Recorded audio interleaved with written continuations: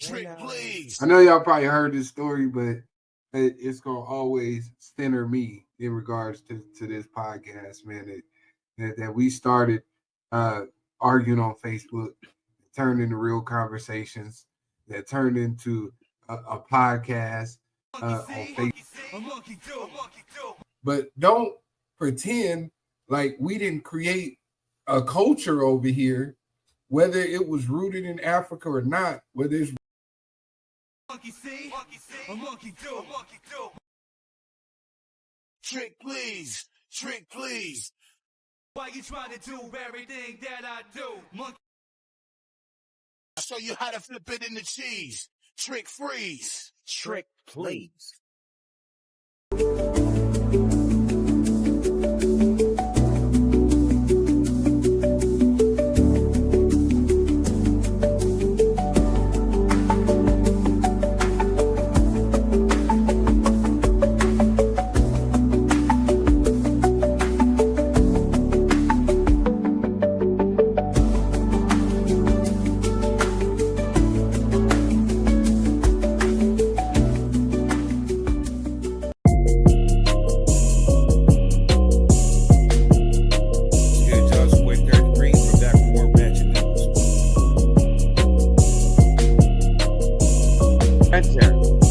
Might be the dumbest man in America. I've never seen anything like this. Correct. Who implicates themselves in a book? What's the same thing? She can actually talk about different things in different ways.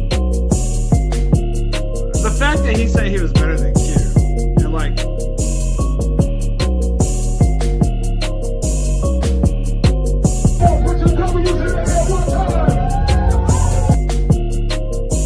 decide on whether or not you're gonna have kids. You probably just probably don't want kids. Make her. You know what I'm saying? Well, so when I could not have a relationship with my biological father, God brought other men in my life to follow. And I am racist, and I'll say that to the whole entire world. Remember me? Take a picture. Let's do like, come on, man. Because there's so much about this moment that is trying to make people feel like they've lost their minds. When in fact, these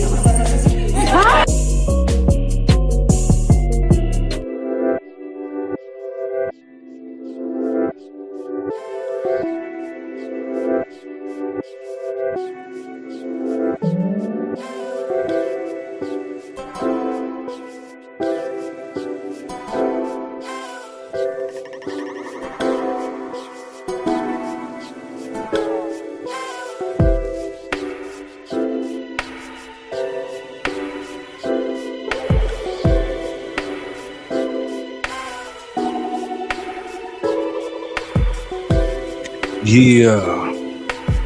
Mic check, am I good? Mic check, am I good? Yeah.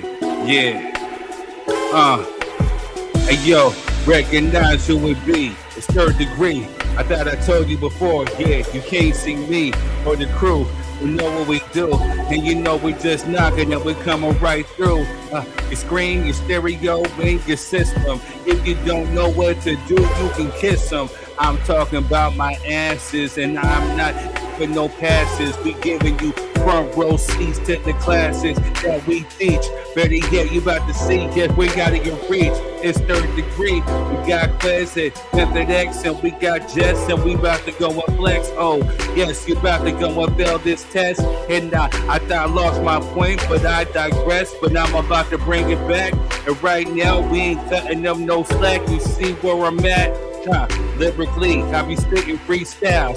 Like I said, right now, I can run 3 miles around any competition, wishing that they were in the top spot. Well, I'm sorry, because you're not on the level that we're at. You don't succeed. Like I said, right now, we can see your greed, and it bleeds all through your veins. If you step up, yeah, you know we're not playing. It's plain and simple. Pop you like a pimple. I can kill any instrumental. I'm detrimental. Take your health and maybe take your wealth. And better yet, I just see that you don't like yourself. Well, that's a problem that you gotta handle. Right now, we blow you like a candle. I mean, long pause. We don't give a dang about you. Wait for applause. You can see right now, we don't give a damn about who you claim to be, what you are, because we take aim. No, I'm not playing. No, this ain't a game. Right now, you better go put some respect on my name, because I just take aim like I got two cannons pointing at your head. Like I got two cannons pointing at your head. Oh, you know what I said, but I'm not trying to get us kicked off the view. Right now, you can see the DY3 crew coming through with a new sneak preview, and you already know what I'm about to give you. Something brand new for your thought. Maybe you can go ahead and see what we got in store, but we don't bore. But we about to come through and give you just maybe so a little more for you to go ahead and digest in your mental. Like I said right now, third degree is right front and center. In the way that I'm about to enter, I'm about to show you right now, man. I really just managed the way I get down, and I can wear my crown. But right now, you can see that I'm the illest around. I'm just spitting a freestyle off of the dome, so forgive me if I'm really not home. I mean, right now, you can see what I'm on. I'm sipping from my tea, literally third degree. This is me at a simple pace, but right now, you don't see what I'm about to give you in the chase. But right now, we're here, so let me make it clear, and you see that right now, we stepping in the rear. We get no dough. No, we get lots of dough. So let's go ahead and start the show. Whoa. What's good, y'all? What's good? What's good? How you doing? What's the deal? Man. What's Man, the deal, family? we are How y'all here. feeling? How y'all doing, man? We are here. How you doing? How y'all feel? How you be? Oh man, busy week, bro. Busy week. Right. Truthfully, it's been like a busy month, right? Absolutely. Man. I almost had to pull a Ray J this week. You know what I'm saying? I was finna get on here, tell everybody I had 2 days to live. You know what I'm saying? I done got a heat stroke out here. It's hotter than a witch's broomstick in Atlanta. It's ridiculous. They trying to take me out, man. You know what I'm saying? Every time I try to do something right, here they come trying to get rid of your boy, man. But we back in the game. I'm back live. I'm good. Damn. This dude said like Ray J, man.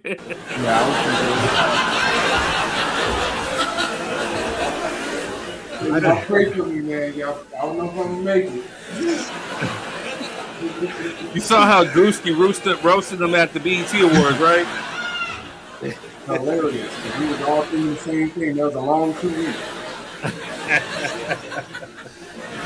Yeah. Long 2 weeks. I'm not gonna lie, when he said I'm about to be like Ray J, I was like, where's he going with this? Hold on.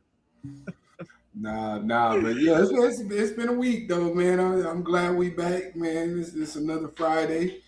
Consistency wins the race, man. You know what I'm saying? Well, first off, sir, let me start this off by saying I'm glad that you're here. And you know what I'm saying? And you need to do us all a favor. Go drink some nice ice cold water.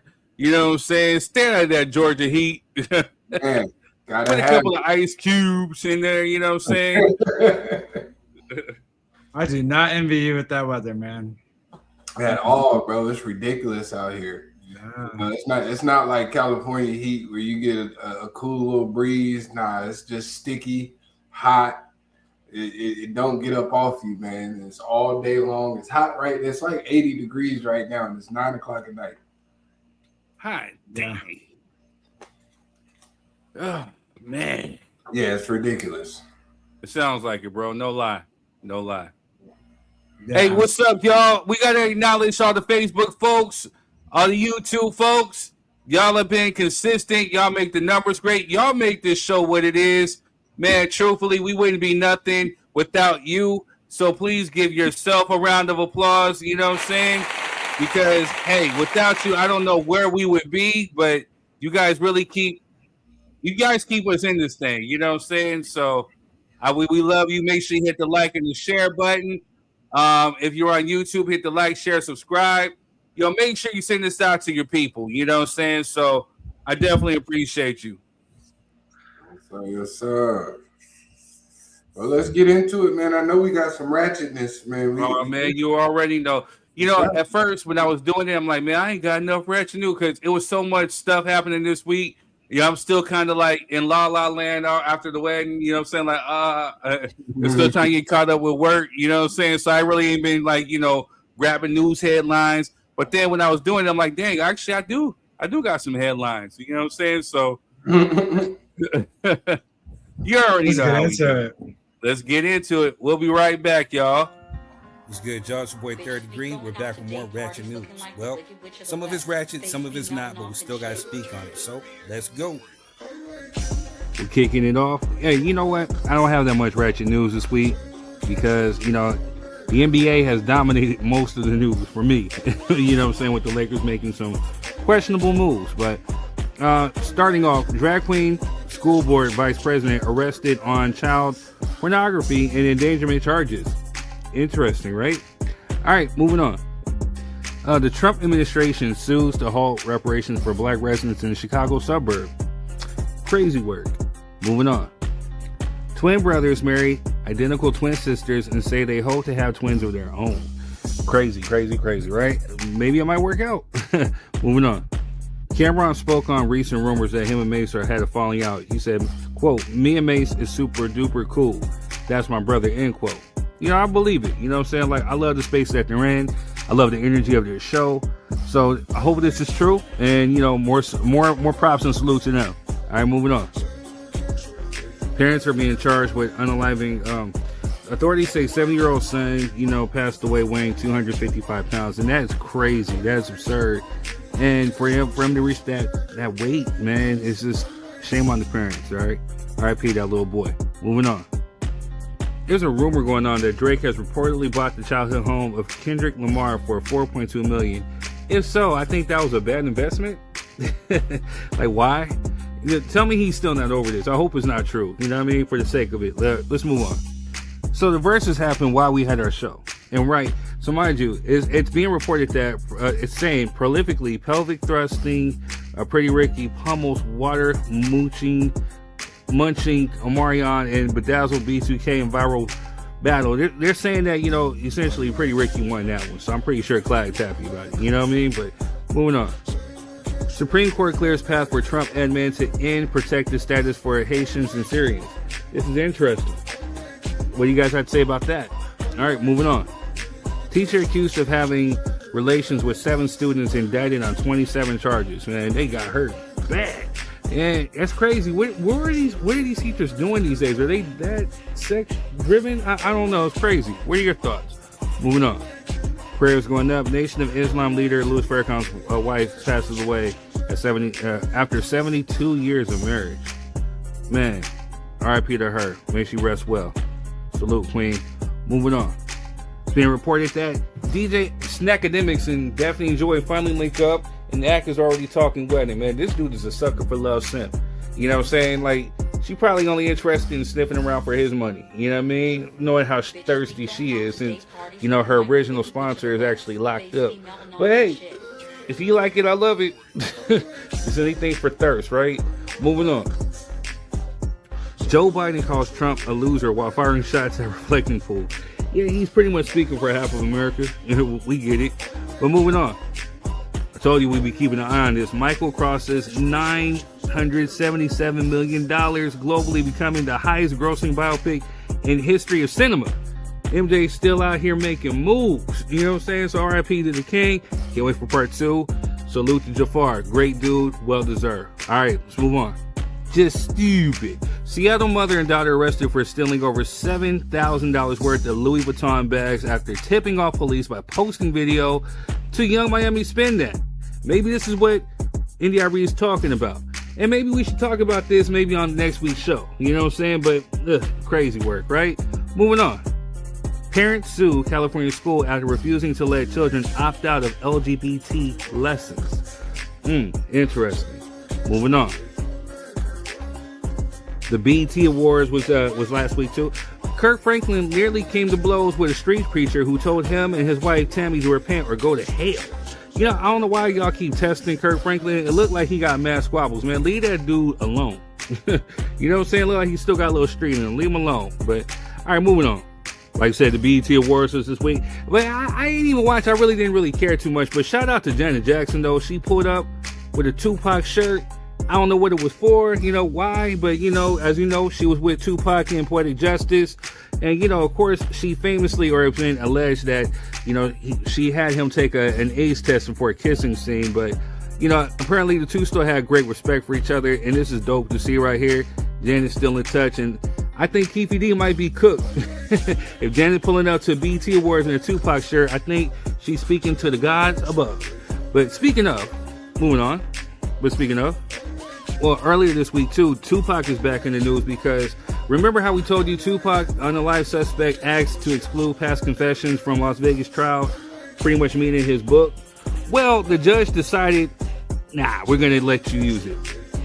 The judge rejects jury isolation and evidence suppression in his unaliving. So pretty much the prosecutors are going to be allowed to use the book, pretty much using Keefe D's own words against him in court. I said it before on this show. We've said it before. The dude should maybe just cop a plea. Don't let your fate be in the hands of these people because it seems like they're not playing with you. But we shall see. Trial starts in less than a month. So moving on. It's been reported that one team was pow-powed at the Redlands Shopping Center and one in custody. What's going on with kids in Redlands, of all places? Hey, moving on. Wait, going back to BET Awards, Capitol rider Jake Lang driven away by a crowd outside of 2026 BET Awards. You know, he tried to go up there saying black parents are failures, and they start commencing to chasing them out of there. I'm surprised nobody beat the bricks and the Mario coins out of him, you know what I mean? But, hey, moving on. And going back to Dump Truck, he must pay E. Jean Carroll $5 million after Pill denied, so he is still found liable of actually, you know, assaulting her sexually. So, hey, this ain't even alleged. It's court documented. But hey, moving on.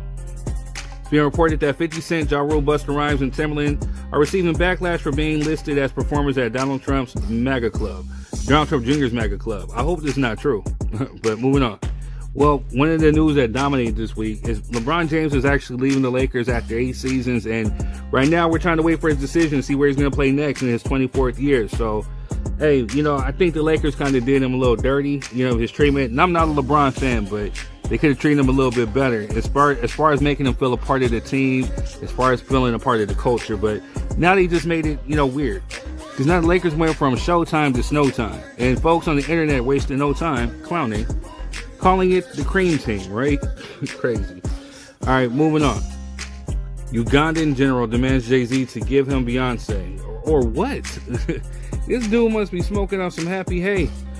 Crazy, right? It's not how that works, sir. Go find you your own Beyonce. All right, moving on. NDI says Young Miami spin that proves fans will ignore harmful messages when the beat is catchy. And she has a point. We're probably going to talk about this next week. All right, moving on. Lonzo Ball reveals he helped his mom leave LeVar Ball and admits he is glad she left. Wow, crazy work. Moving on. Godfather Harlem to end with a 2-hour series finale on MGM Plus following 4-season run. Can't wait to see it. Moving on. German workers will no longer be allowed to call in sick under new reforms. Crazy work. Moving on. Active duty Air Force major arrested at the Capitol after calling for Trump and J.D. Vance to be impeached. What happened to freedom of speech? Moving on. GLP-1 weight loss tied to better jobs, dating prospects for women. Study shows.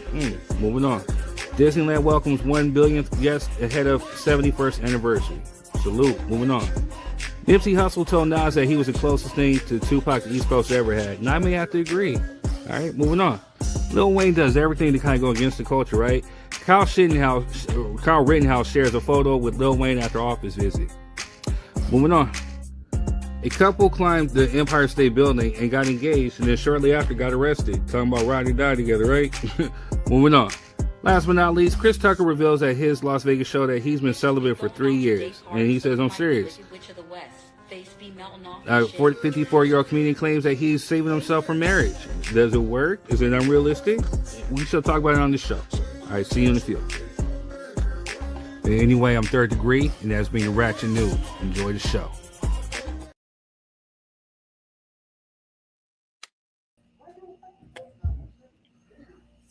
Yo. All right, y'all. We are back. We're back. That was your Ratchet News. What's up, Jess? Yeah, Jazz. Hey, you on time, girl. Are any of y'all surprised that Trump's suing to stop reparations? Man, Yes, I was. I thought he liked black people, right? That's why there are some black people out there, blacks for Trump. There's some people who are telling me the Republican Party is the party that freed the slaves. So I'm surprised. I'm horribly surprised. I thought he loved us. No, I'm not surprised. I don't think that was reparations, and it kind of was a trick bag to begin with. And the argument with reparations is always going to come down to that when it's based on race. You need to base it off lineage and not race. That's why it's an issue. But he's in the same boat with Gavin Newsom, so I think they're all the same. You're a little harsh there, sir. I'm not being harsh. They both did the same thing. What's harsh about that? They both did the exact same thing. You know what I'm saying? Like, what are we talking about? It's good for the goose, it's good for the gander, baby. We can. That's a game of semantics, but it is. Hey, I think we definitely got to talk about the NDRE thing though next week, because next week we'll tie it in with the music episode we're doing next week. Project Slim, what up? Chi-Town, what up, man? Long time no see. Welcome back to the show, cuz. Chi-Town, love you, man. Chi-Town's in the building. I'm paying them country boys nothing. Hey, make sure you guys hit the like, share, subscribe button, please. Make sure you share. That's how we get the word out about this show. We thank you for everybody who's been doing it thus far. You see anything else in the ratchet news? Man, I think if your kids is morbidly obese, you should go to jail, because you can control that. Yeah. You know what I mean? If your kids is 85 pounds and they 2, yeah, you should probably go to jail. I agree. You're not. I agree. That's hold up. Rob, you have an number. Let me while I'm driving. Love. Thank you very much. We appreciate you, Jay. No. Yeah, that's crazy work. Yeah. You remember them kids used to be on Maury and they used to be, you know what I'm saying, fighting their parents and stuff. That used to be the funniest stuff ever. But now that I'm grown, I'm like, man, you gotta be a horrible parent to let your kids get that damn big. I'm like, I don't know what to do. Stop feeding them. You know what I'm saying? Like, relax. What was it? 7 years old at 255? Yeah. No, hold up. Let me see. Let me go to my thing real quick. I think. Hold up. I think he was still a baby. Yeah, that's crazy. Yeah, here it goes right here. 7-year-old parents charged with unaliving. Say 7-year-old son died or passed away weighing 255 pounds. At 7. Yeah, parents need to be charged for that, man. That's just there's no excuse for that. Who else though? Like, there's a lot of checks and balances before a child like that passes away. You know what I mean? Doctors, schools. You know what I mean? There should have been some intervention. Doctors will tell the parents that the child needs to eat less, but parents don't listen. Right. Project Slam, my cousin, man. Hey, I can't wait to come back to Chi-Town, yo. Hey, speaking of the Chi, I watched the show, The Chi. Since they're there, can you tell me, is that an accurate a depiction? Because right now I'm hating it, and I just complained to Jessica last night how this show is really getting on my nerve. But Project Slim says, the parents was to blame back then. True. I mean, he said, damn, at 7. Yeah, at 7. 250 pounds at 7. Yeah, that's crazy work. I ain't never been 250. Yeah, that is like pure neglect / we don't give a F. We don't give a F what happens. Like, How big was the parents? Now you know what I mean? Now when you start Who cares, man? F them parents, yo. I'll say F them parents. Straight POS, man. Oh man. I feel you like that. I feel you. Bozos. Project said the parent allowed him to eat like that. Yeah, that's crazy work, right? Crazy work. F them parents, man. It is what it is, but yeah, I think that's all I got, man. What y'all got from the Ratchet News, man? What you see? Other than the drag queen? Like what? Yeah. Wait. Before we go into I bet she was a trumper. Hey, this is why I love you, cuz. This is why I love you. The show is watered down. Right. You know, I feel you. You know, I'm gonna say this, and I hope that algorithm picks it up. Lena Waithe, I'm kind of mad at you. Like, you know, so the thing is with the Keisha and Emmett character storyline, it's cheesy. You know what I'm saying? Like, for me, it's like the first four seasons of The Chi was dope. You know what I'm saying? And definitely when I took my trip to The Chi, I was like, man, this is kind of like the show. But now it's just getting kind of crazy. What's next for Emmett and Keisha? You know, is Keisha gonna try to impregnate Emmett? You know what I'm saying? Like, you keep trying to demasculate this man, and it's just like it's crazy. You know what I mean? Like, I don't know. That's just me. And probably it's not like that. Trust me. Thank you, cuz. Thank you. Chi-Town representative, a real one in here. You know? Boom.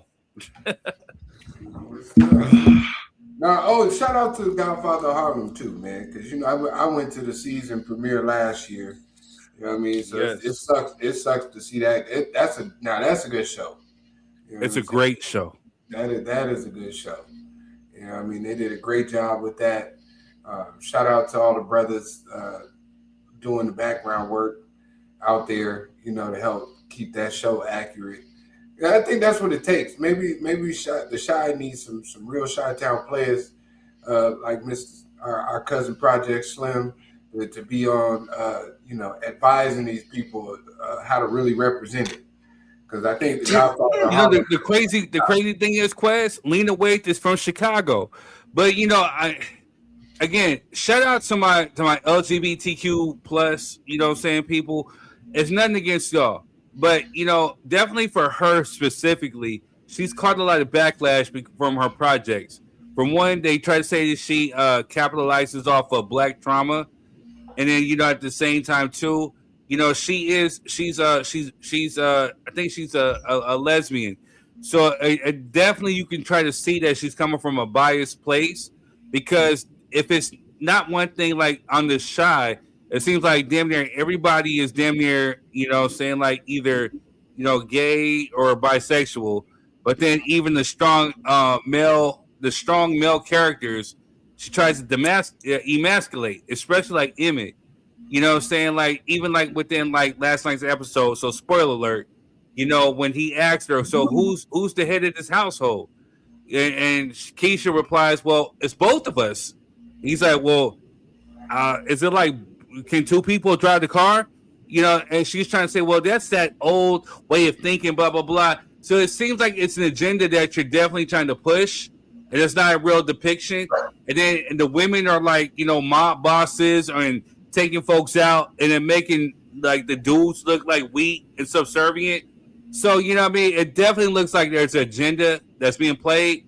When I rode through Chicago, and honestly, when I rode through the Chi with my aunt, who's like a real like player out there, it's definitely not like how she's trying to depict it on the Chi.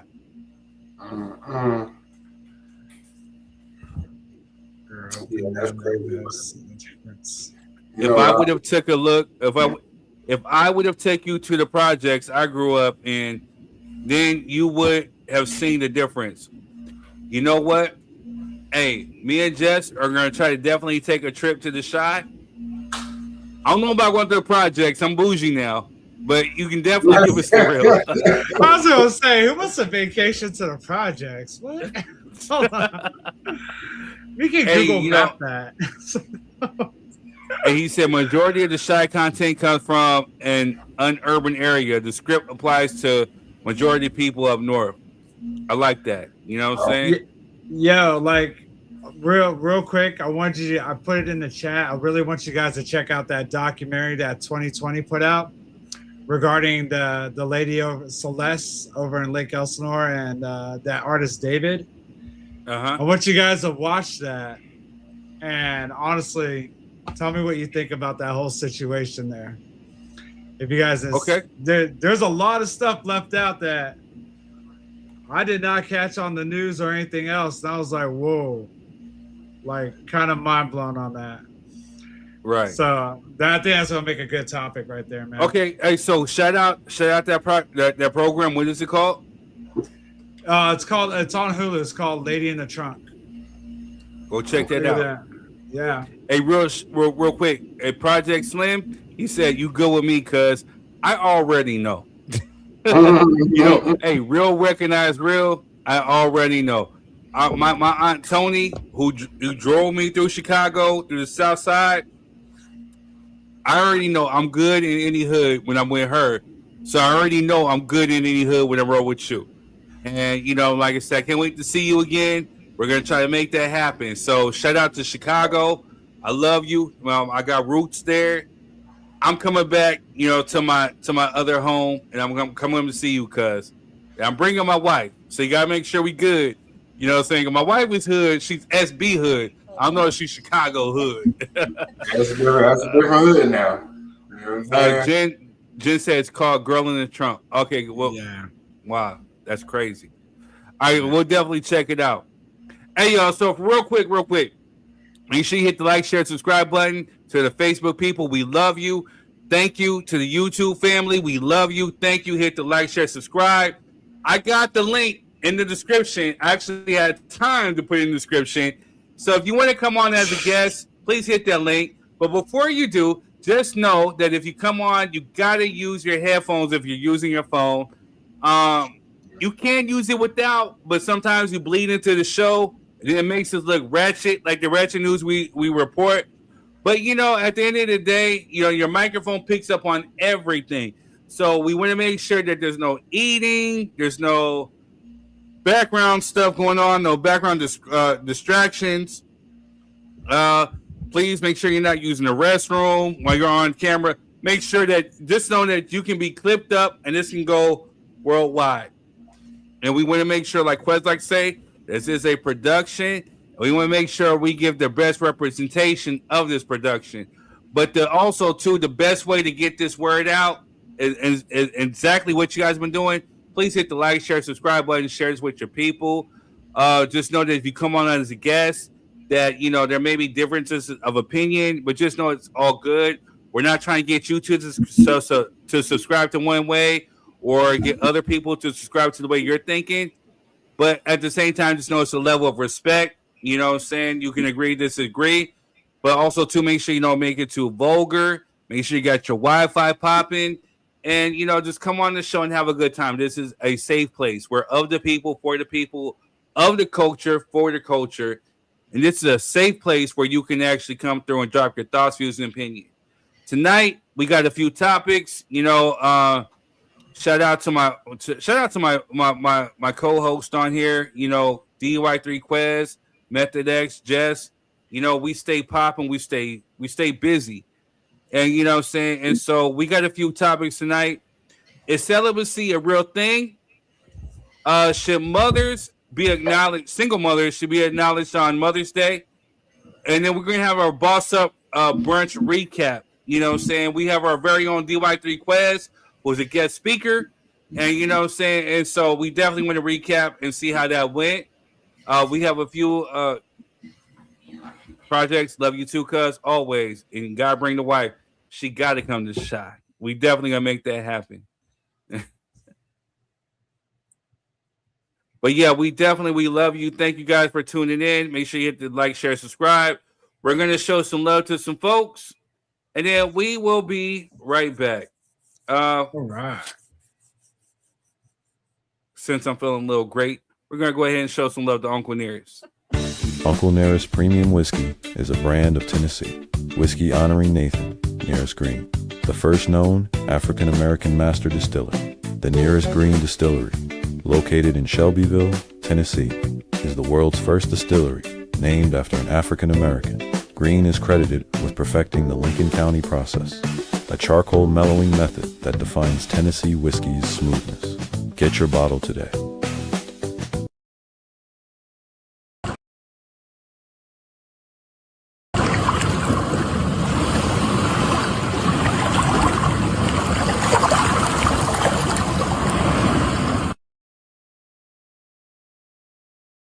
Yo, with mushroom coffee being on the rise as of late, I guess the best way to go is with Rise Coffee. And DJ Method X is teamed up with Rise Coffee, so make sure you use promo code METHODXSD15. Also, to check out Method on TikTok at MethodXSD. Also on Twitch TV at MethodXX619. Let's go. Most people live inside fields they never built.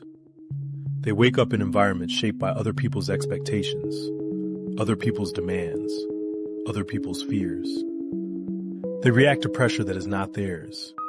They carry emotional weight they never agreed to. They misinterpret signals because no one taught them how to read the field. As a result, they move through life with scrambled emotional code, corrupted meaning, unstable financial decisions, inconsistent boundaries, fractured identity. And the worst part? They think it is normal. It is not. It never was. The sovereign frequency system exists to correct that. Across this book, you will learn 5 essential architectures. You will not be asked to push harder. You will be asked to move clearer. You will not be asked to dominate. You will be asked to calibrate. You will not be asked to fight. You will be asked to understand. This book does not teach force. It teaches field mastery. Your field determines your frequency. Your frequency determines your reality. Your reality determines your life. And once your frequency is sovereign, nothing external can override you again. Let us begin the architecture.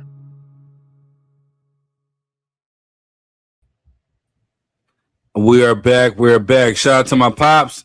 Make sure you check out Sovereign Frequency by AJ Moore.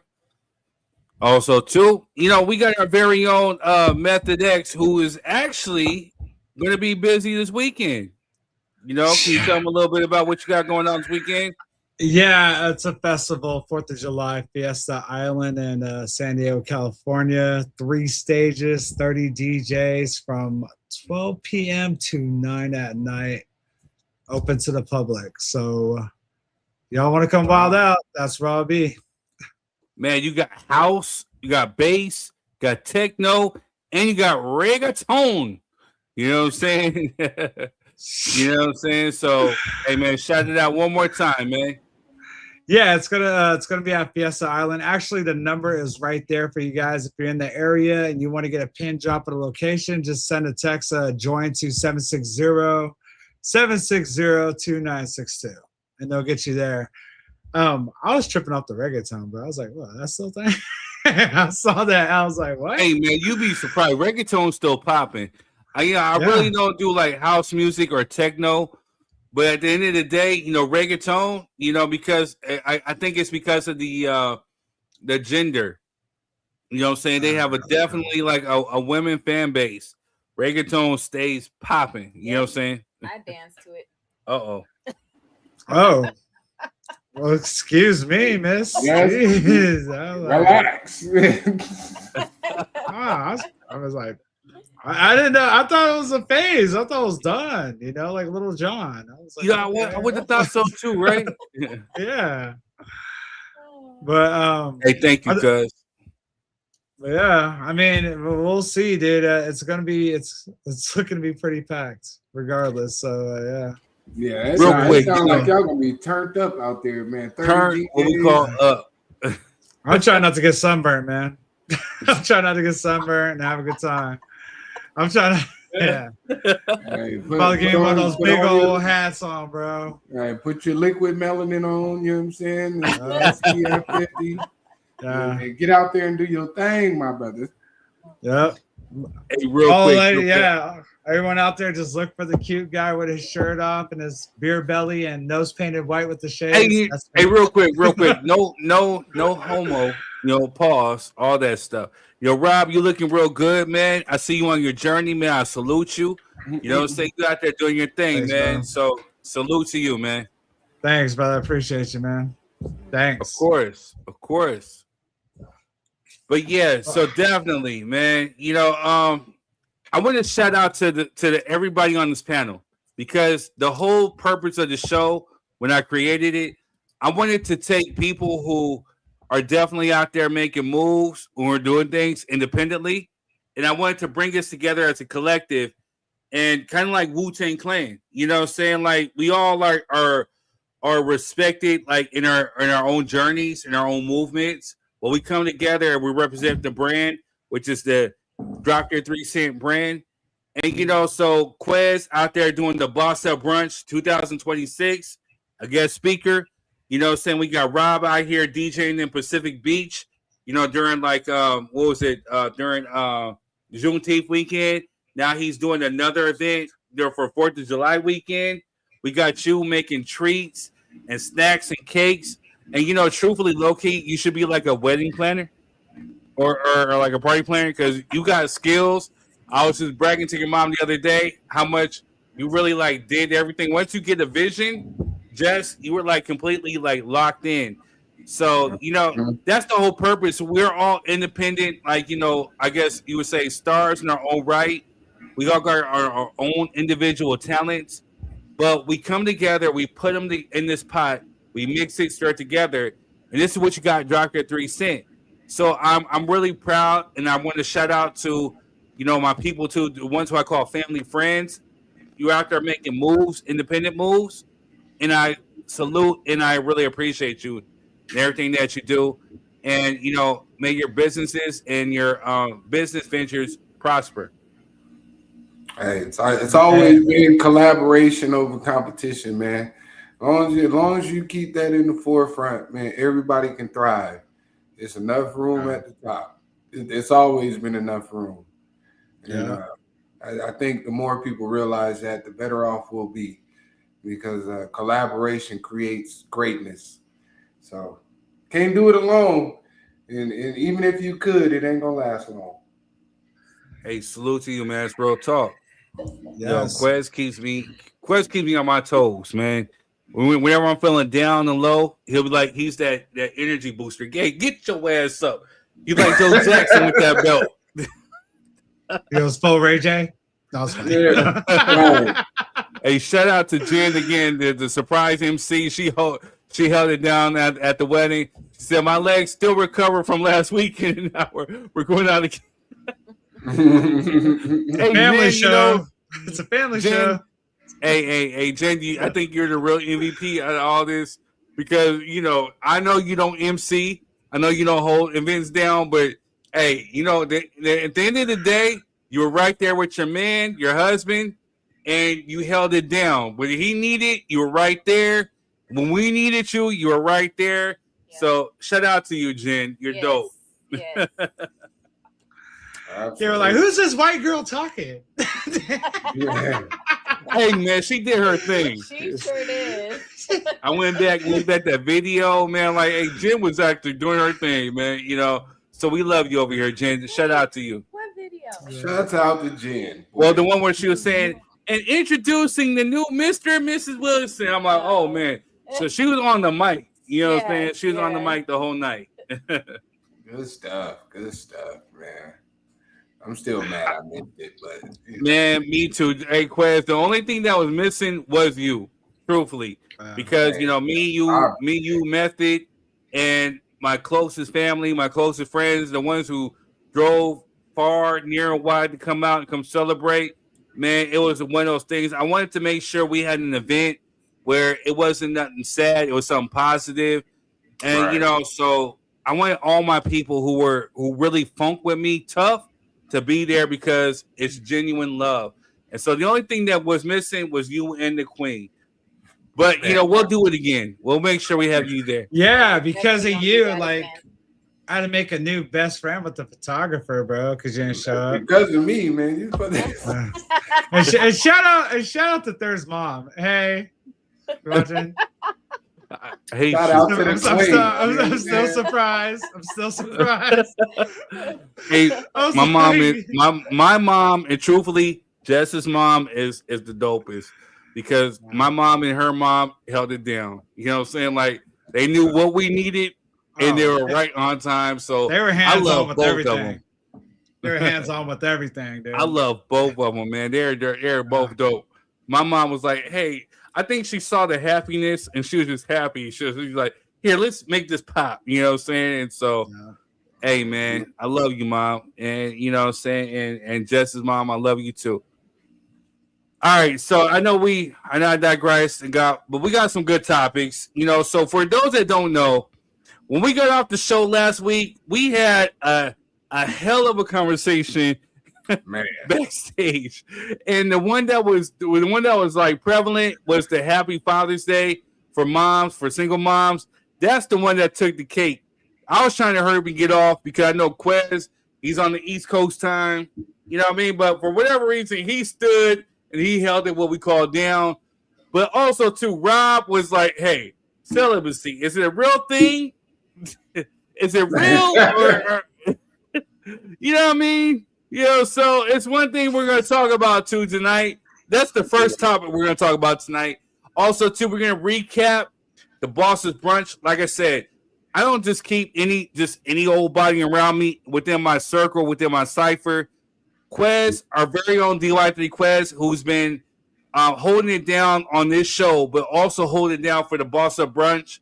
He's been holding it down for Renee, and he come through every year. And so this year, you know, he makes sure he held it down too, and he was a guest speaker. So we got a little bit of audio of that too. So we're going to have a recap. You know what I mean? But, hey, my friends, the ones who I call family, stay busy. They stay prosperous, and they do things. And I love them to death. So, yeah. So we're going to talk about this tonight. Is celibacy a real thing? Should single mothers be acknowledged on Father's Day? And we're going to recap the Boss Up Brunch 2026. Let's get it. Let's get it. What are we going with first? Celibacy or is a we're going with celibacy? Going with you first, Rob. Yeah, that's not right. Since you can't keep it in your pants. So first of all, sir, you freaky boy. let's go back to the definition of this. Are you talking about holding out, period, or just not being with a lady till you get married? Wait. So this is what happened, right? So shout out to Chris Tucker. He's actually one of my favorite comedians. He's a liar. He was at one of his shows, and he came out and he said, hey, a 54-year-old comedian, Chris Tucker, reveals he has been celibate for over 3. I take 3, not 1, not 2, but 3 years. Liar. and he said he's saving himself for marriage. Quote, I'm really trying to get married, end quote. So, to Rob's credit, is it a real thing or is it unrealistic? Go. Well, I mean, you could win the lotto, but it's not gonna happen, bro. It's like, you know what I'm saying? This guy. Like, nah, I don't believe him. I'm sorry, Chris, if you're watching, you a liar. Bro, I'm telling you that right now, you lying. Now, I just wanted to be clear, like if he's like not trying to be with a lady till he gets married, or he's just not doing any of that until marriage. Because if he's talking about not doing any releasing whatsoever, like statistics show, man, 99.9% guys smack their peen, and the 1% who doesn't ain't got hands. So I'm not buying it. I'm not buying it, bro. I'm not buying it. I'm sorry, bro. Like, especially I'm gonna need to see that research, sir. Yeah. I don't know about that one. Like, I don't know about that one, man. Me. Wait, is this a peer review, or do Right. you got the backup evidence? Oh, any guy who tells you they don't, they're lying to you. I'll tell you that right now, dude. Lie detector test all of them. They all start lying. But I mean, I just don't. Me personally, I think it's possible. I don't think it's realistic.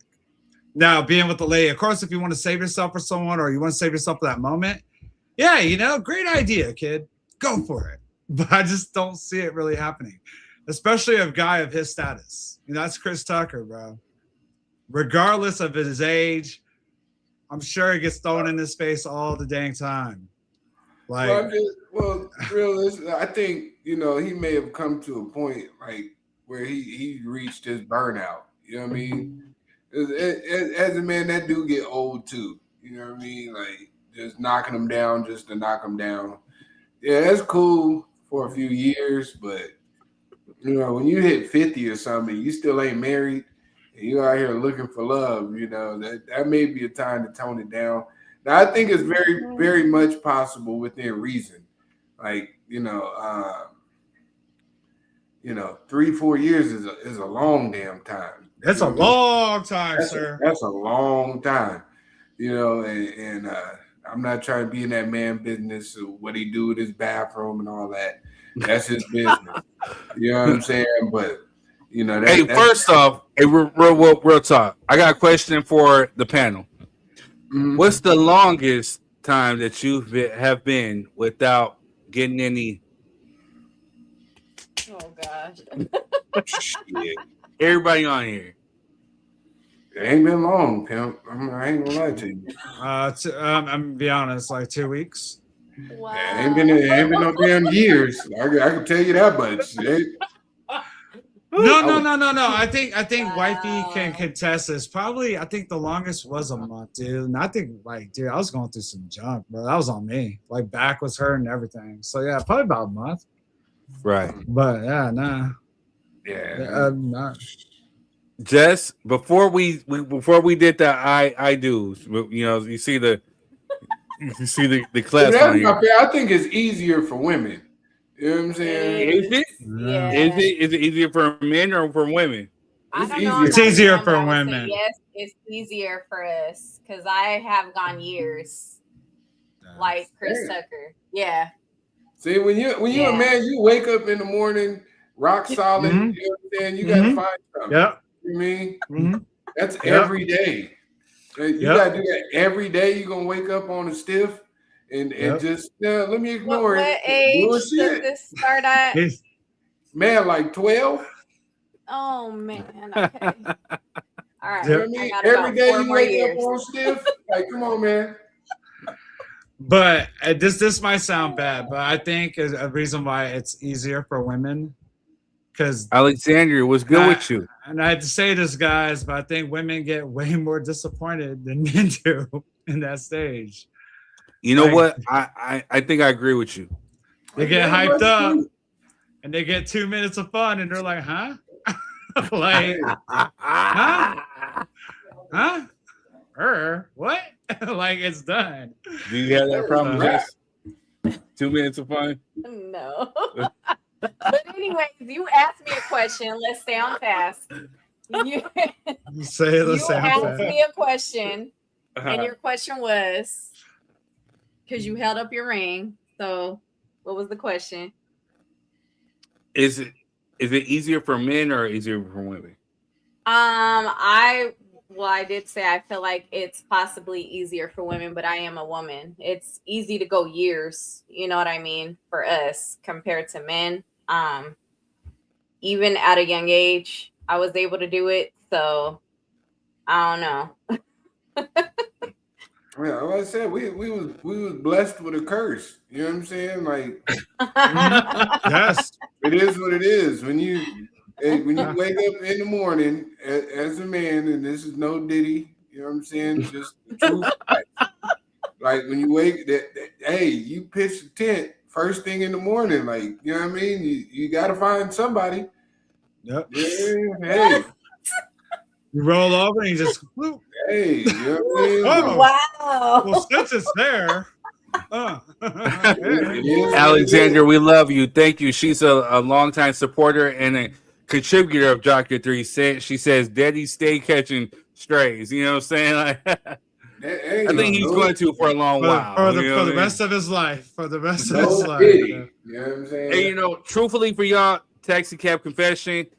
For me, you know, for the one thing I could say is that I think we alluded to it before on the show. Once you pop, you can't stop. You know, but the hardest thing for me too was when after I got divorced, trying to stay like on the straight and narrow. When you're used to like when you're being married and you're used to getting it at a specific time and you don't, it becomes a struggle. And especially if you had like a past. So I can definitely respect where Chris Tucker is coming from, because even before I even met Jess, I made a conscious effort to like, hey, you know what? I'm gonna take a step back. I'm not gonna have with anybody until I feel it's real. Because again, I think where he's coming at, he wants to be married. He wants something that's real and was genuine. And and then when you have like a lustful spirit, I think you can kind of confuse the two. And when you're out there when you're out there before of that, the one thing I was thinking about was, okay, so who's next? Different conquests of sorts, of different ethnicities, different cities, adventure. I'm a Sagittarius, so I like all this. I love the excitement of it. But when you're trying to lock down and you're trying to find somebody who you actually want to marry, who you want to share life experiences with, I think to a certain extent, you do definitely got to take a step back. And before I actually went out on my first date with Jess, I was actually 3 months in of having and if we're going to be real, we're family. So before I met Jess, there was one who I tried to. I couldn't necessarily, I wasn't feeling it. So my thing was like, hey, is there something wrong with me? So I got with somebody else. No, there's nothing wrong with me. And so after that, I made the conscious effort to be like, look, I'm gonna chill out. I'm gonna wait till it's meaningful. And so, yeah, I definitely waited for some months before, before I actually decided to make that step. So I can feel where Chris is coming from, because you can kind of confuse the thing of lust and love, especially if you're not in the right headspace. Sometimes you need that clarity. Sometimes you need to set back and then maybe reset. So I understand where he's coming from. Yeah, it's very much possible, but it wasn't no 3 years, bro. I'm telling you that right now. Yeah, exactly. Yeah, I don't know if I can go through 3 years, man. Man, I made it like 13 years, bro, from the womb till I got active. That was about the longest stretch. After that, it was up. You know what I'm saying? Yeah. Wow.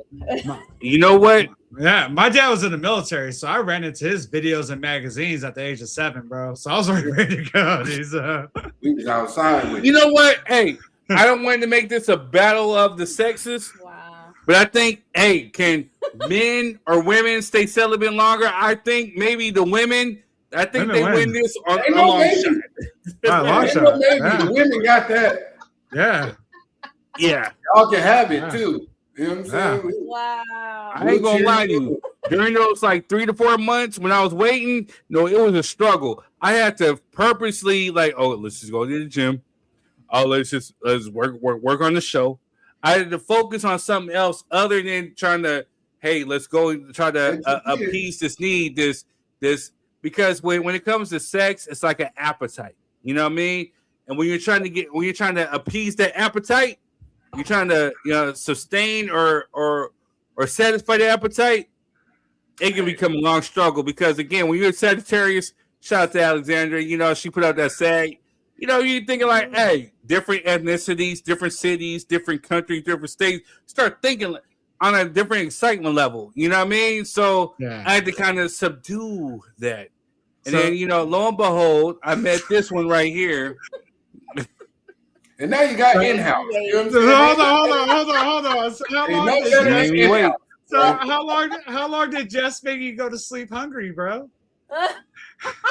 It was a while. It was a long while. I'm gonna tell you like but that. You already had an appetite, so. Hey, Rob. I mean, real with you. It wasn't an appetite, brother. I was starving. it had been some months, and hey, you look at her, look at my beautiful wife. She ain't nothing to sneeze at. You know what I'm saying? So mind you're like, oh, I'm over here drooling. But I wanted something meaningful. You know what I'm saying? So it was definitely hard. She made me wait. Are we perfect? No, we're not perfect. But at the end of the day, too, when we definitely got serious and when I proposed, I'm gonna give Jess a whole lot of credit. Jess was like, no. I couldn't even feel on it. No, stop. I get the little hand spank like I'm a little ass kid. I'm like, yo, I'm a grown ass man. What you doing? She's all back to your hotel room. Get back to your room. Do you know who I am? I'm third degree. And she's like, I don't care.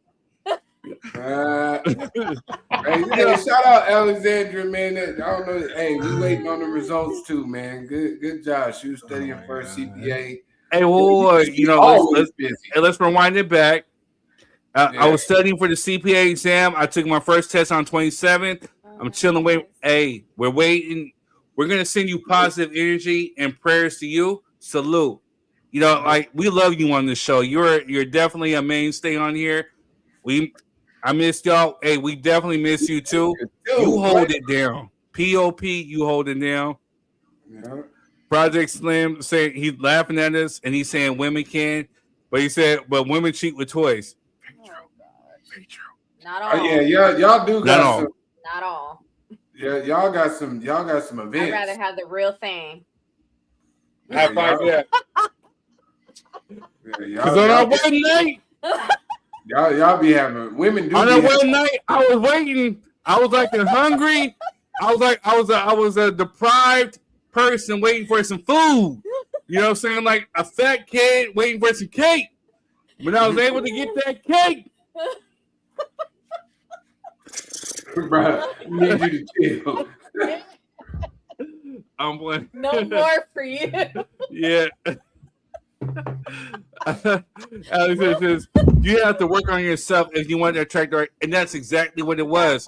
I realized that too. You know what I'm saying? Because it's an honest conversation that you have to have with yourself. And like I said, I was out there.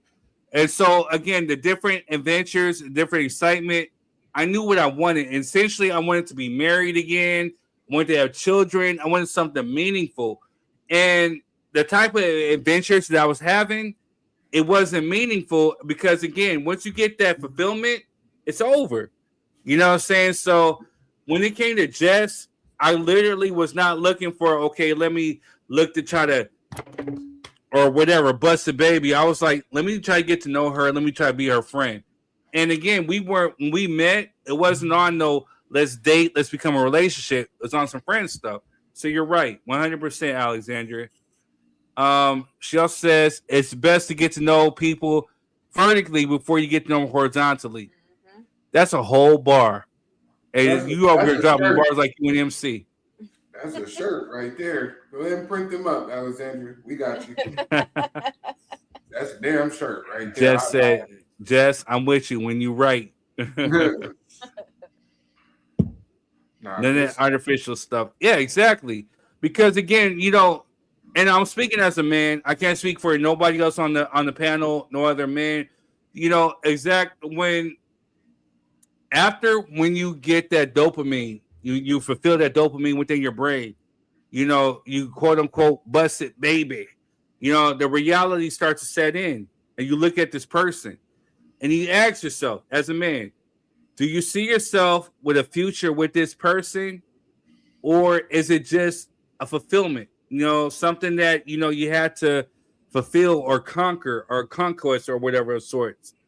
And when you ask yourself that honest question, and you can have an honest answer with yourself, you start to really self-analyze yourself.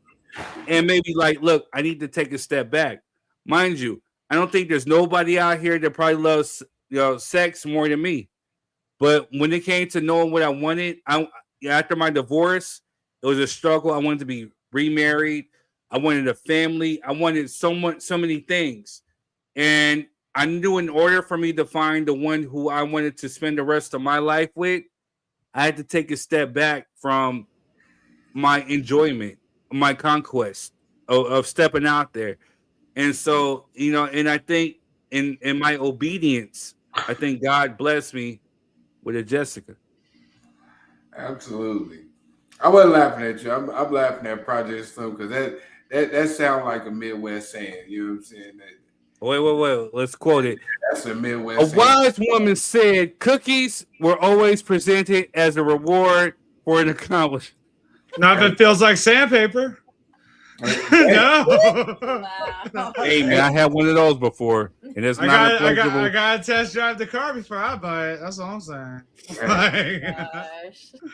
But to credit to third though, like to me, honestly, if the vibe is there, it makes it 10 times better. So it does. The chemistry definitely has to be there. Hey, Method, I'm a piggyback. That is a new high.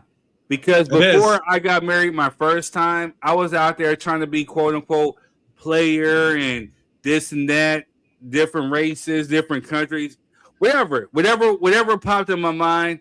But the moment that you actually share that experience with somebody that you love, somebody that you actually care about, it's a new high. And once I got divorced, it was one of those things where you're trying to chase that high again. And then, sometimes you actually definitely got to take a step back and you have to reset. You have to reset yourself. And hey, look, I'm not going to be on demon time when it comes to busted baby. I'm going to take my time to actually get to know this person, get to see what they're about. And then once it's somebody that you actually love and care about, that experience becomes like 10 times more. And I wish I can go back in time and talk to the teenage self of me to tell you, hey, wait. You know what I mean? And that's my advice to the younger cats out there. If you're watching, again, it's one of those things where you're gonna feel peer pressure. There's gonna be so many things around you. You know what I mean? But just take your time and make it meaningful with that one person that you actually care about. And let's start bringing that love and affection back into the picture of it. It's called making love on purpose. Yeah, but one thing is like, at least for me, and I probably know several people that probably had the same vibe, is when you're really into that lady, that you're not even really thinking about that. To be honest with you. That's the truth. You're not. You're thinking about when's the next time you're gonna see her, how you're gonna leave another better impression. You're really going out your way. That's true. You're not really thinking about that because, truth be told, real men, they're leery of that because they don't want to mess it up and send the wrong message. So exactly, they really let the lady take the lead on that. No, as I was getting older, I realized like if I couldn't talk to you, then there was really no point in me being bothered with you. No. Like if I couldn't conversate with you, because I read, I study, I do a lot of things. And like if I couldn't have an intellectual conversation with you, there was really no point in you being in my presence. You know what I'm saying? As I got older, that's how I started to feel. You know what I mean? Like you're retarded. You stop. Yeah. No, you're not intelligent. You already said it. You're not intelligent, and you're dragging me down. Like, please get away from me. You're making my IQ drop. Get away. Yeah. Yeah. That is true. If we can't have a conversation, there's really, I don't want to have sex with you either. You know what I'm saying? It's irrelevant. That's true. And like me and Jess were kind of reminiscing. We were talking about something else, and we reminisced. And the thing is with her, what made her different was because I told her I wasn't literally not looking to either smash or looking for a girlfriend. I was literally looking for a friend. And so when I found out that I had so much in common with her from the stores that we shop, the sports teams that we like, because she loves the Lakers. When she said, hey, I'm a huge Tupac fan, that's my number one, I'm like, man, we kind of like cut from the same cloth. We got to know each other. And shout out to her because she definitely wasn't on demon time either. She was just, let's just be friends first. And our first meetup when we went to the New Edition concert, it was just good energy. And like Rob was saying, when it's somebody that you're into, you want to, when's the next time I'm going to see him? And even with her, the thing is with Jess made time for me. She was a single mother of 3, working 2 full-time jobs, and still going to school full-time. And so when it came to seeing me, she wanted to see me. So even if it meant us going to the same store that we shop, hey, I'm going to the store. Hey, let me tag along with you. Or let's go sit in front of her house, because she was really adamant about not letting me meet her children until she knew that I was right mentally and right spiritually. You know, so we sitting right in front of that house, and we would just sit in the car. We would vibe to R&B music, neo soul, to hip hop, and just talk. She took the time to actually really just be my friend, and I appreciate that about her. And I knew once it was one of those things when the old heads say, like, you know, hey, when she's the only one that you can think of, when there's a million women in the world, because remember, women outnumber men wherever you go in the world. And so when she is that one that you think of morning, noon, and night, who you can't see yourself without, that's the one who you know is, quote unquote, the one. And I just want to tell you that I appreciate you for showing me that respect when we did have our first date, because the dudes that I was running into, they would have tried to take advantage of that situation, because we was sitting in our hotel room on the couch, or in my hotel room, actually, on the couch, talking to each other for hours, just listening to music. That's a whole vibe in itself. Listening to 90s R&B music. Come on now. True. Any dude would have easily taken advantage of that situation. You're in the hotel room and you're listening to 90s R&B music. Yeah, I'm getting your back blown out. Yeah, like what? Damn. I respect him for respecting my wishes. You know, like he didn't even try. So I respect that about him. Great job, Third. Yeah, Third. Be an example for what me not to do. Thank you, sir. Because if he would have tried, best believe we would not be here today. I would have cut him off immediately. Oh, dang. Too bad. Yeah. I still would have blew your back out. But anyway, moving on to the next episode. You know what I'm saying? I'm just playing. I'm just joking. I'm not saying with Jess. I'm just saying I wouldn't have struck out in that situation. Yeah, I'm a closer. Yeah, I drink coffee in the morning, bro. And on that note, we're gonna show some love. We'll be right back. Uncle Nearest Premium Whiskey is a brand of Tennessee. Whiskey honoring Nathan, Nearest Green, the first known African-American master distiller. The Nearest Green Distillery, located in Shelbyville, Tennessee, is the world's first distillery named after an African-American. Green is credited with perfecting the Lincoln County process, a charcoal mellowing method that defines Tennessee whiskey's smoothness. Get your bottle today. $75 there, $40 here. That's what I would see at the end of every month on my budgeting apps. And I would always feel guilty because I would think to myself, why didn't you spend that to pay down debt? And the truth is, I just really didn't think about it. Like most people, I was just paying down my minimums and then called myself budgeting and looking at what I was spending at the end of every month. But only paying down your minimums is a financial death trap. And all my budgeting app was doing was telling me what I already spent. I needed a tool that was going to look at my income, my monthly reoccurring bills, and my monthly spending and say, hey, you've got a surplus of $50. Why don't you put that towards a credit card bill? It's going to save you 3 weeks in payoff time. It's going to take away 10% interest, and it's going to save you an extra $15 a month. I didn't see a tool like that. And so I made one. It's called ClearPath. If you want to check it out and you want to get out of debt too, check out the link in my bio or go to what'smysurplus.com and let's get out of debt together.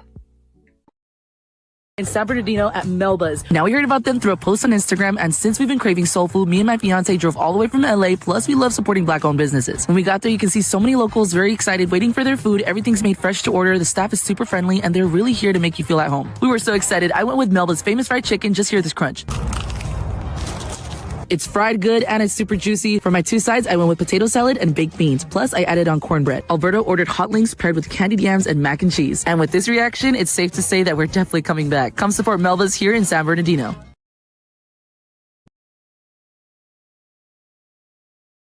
It's come to my attention that everyone's calling me a troll. Some said even king of trolls. First of all, I'm flattered.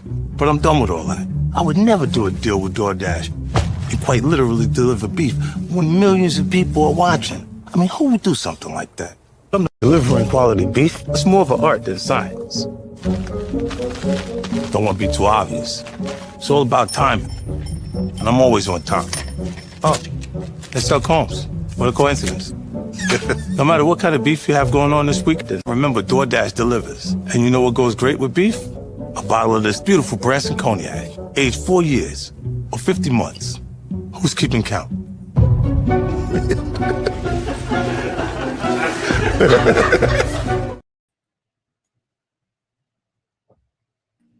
Shout out to 50. Well, oh man, if you out there performing for Donald Trump Jr., I don't know. Man. Yeah, to be careful now. Yeah, I had to be careful. I want to get canceled along, with some folk. Be careful now, sir. You know what I mean?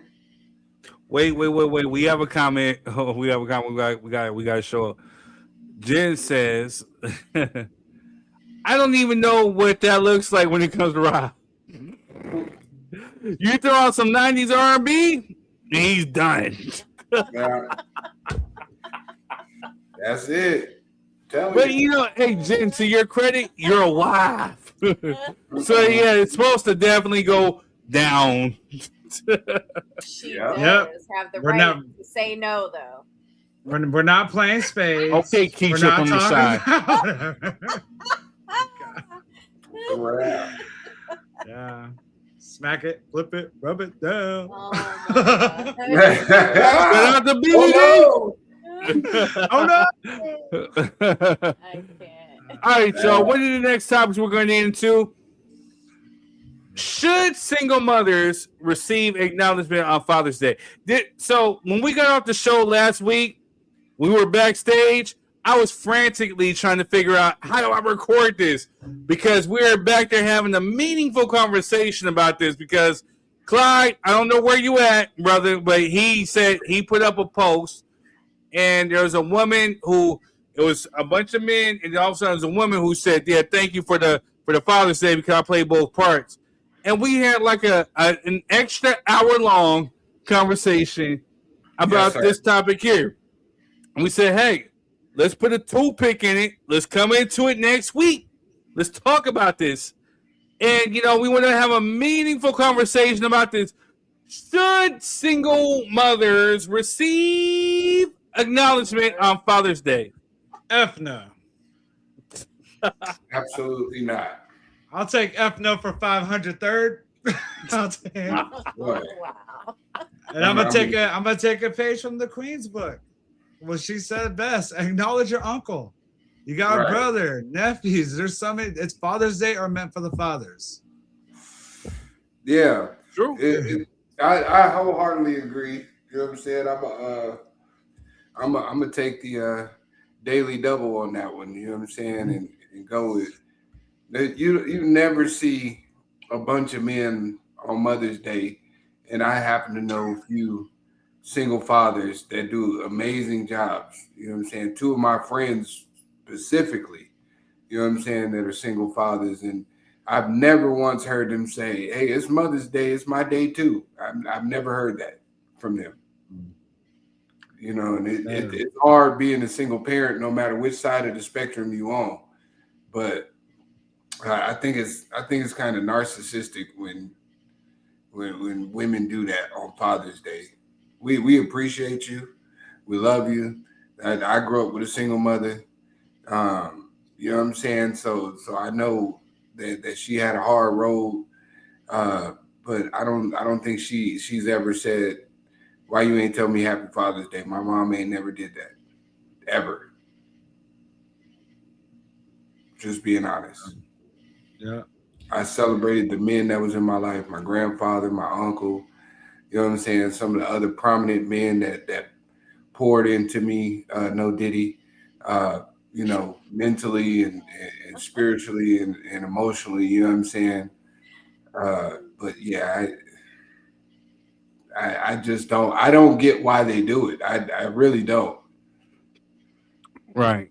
Hold on. Before I know Jess she's amping to answer this. I am. I don't know. Shout out to Alexandra. Make sure you hit the like, share, subscribe button if you guys out there watching.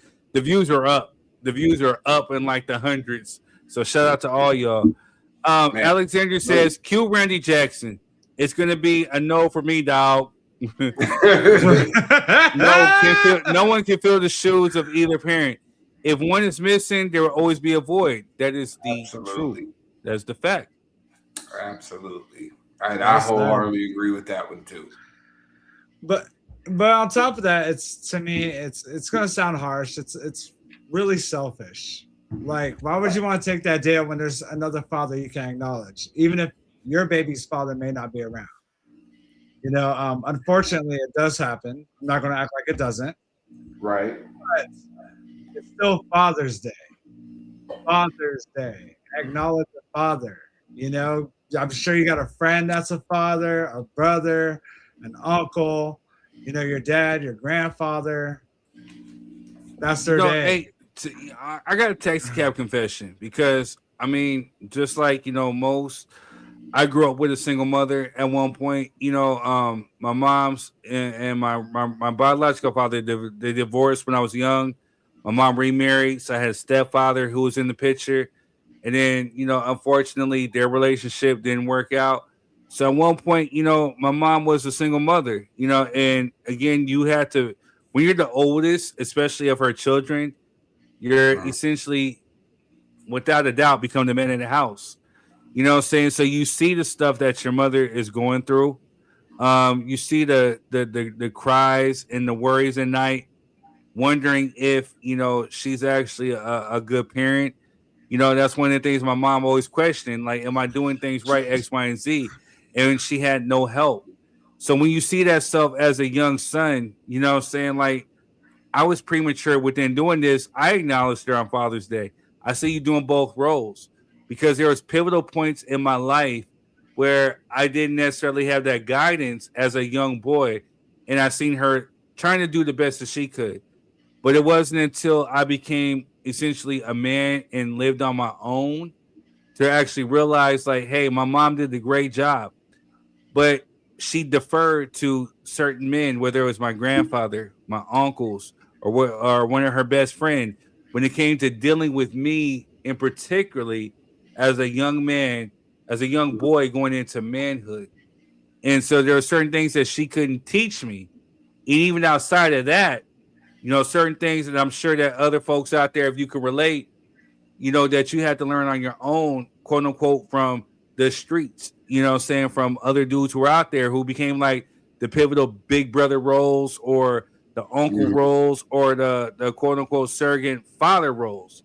You know what I'm saying? You have to learn from them what it is to essentially be a man because there are certain things that your mother cannot teach you how to be a man. And I made this quote before, so I'm going to re-clarify that, you know, and it's no diss to anybody out there, but there's no textbooks out there that could teach that can show a woman or give her the game plan and what it is to teach a boy how to be a man and vice versa. You know, we as men cannot teach young girls how to be women. That is a role for women. And there's no textbooks that can teach us that. You know, there are things that you women, all respect to you, Jess, and the women out there who go through things biologically with your body that we can never feel. We can only imagine what it is to feel like. But you can tell a young girl exactly verbatim when it comes to menstrual cycles or things or emotions or things physically with their bodies that we as men cannot touch on. And it's the same way as far as when it comes to young boys and the men. Women, you can raise boys into manhood. There's no doubt about it. But you can't teach that young boy how to be a man. And that is reserved for fathers, for father figures, for men. So if the man is missing within the home, then that is an observation and an acknowledgement that should be reserved for men. Absolutely. And to further expound upon that, there's no textbook period for being a parent. Whether you're in a 2-parent household, true, not, you know what I'm saying? There's no textbook for this stuff, man. You're gonna mess up, you're gonna do certain things based off your own life experiences and your own traumas and inhibitions that you have in yourself. But you do the best you can do, and you just pray at the end of the day that everything that you give these children resonates with them in the long run, and they grab some semblance of knowledge and encouragement from it. That's just the truth being told, you know. So either way you put it, like it's no textbook, and you just out here, you really low key winging it and hoping for the best, man. You know what I'm saying? That's really what you do as a parent. You hope you're doing the best you could possibly do, and that they take heed to some of the lessons you give them, whether they get them now or they get them later. That's really what it boils down to. You know. What do you think, Jess? What do you think? I mean, since they just coming to you. Keep passing you up. I was coming to you. Why? So I like that picture that Third has up about the child giving the Happy Father's Day to the mom, only because I work with children who do not have fathers. We do ask, who do you want to give this gift to? They could say grandpa, they could say uncle, whoever. Majority of the time, they give it to their moms. Mm-hmm. I know that's hard, but majority of the times they do give it to their moms. That is because it is a compliment. Yes, mom is not father. Yes, mom, like Third said, cannot raise a man, raise a boy into a man. That is correct. No, they can't raise a boy into a manhood. Well, I mean, they can't teach. They can't teach them how to be a man. That is correct.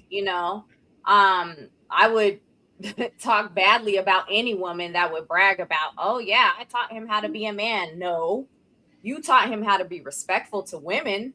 You know what I mean? But as far as teaching him how to be a man, no, us women cannot do that.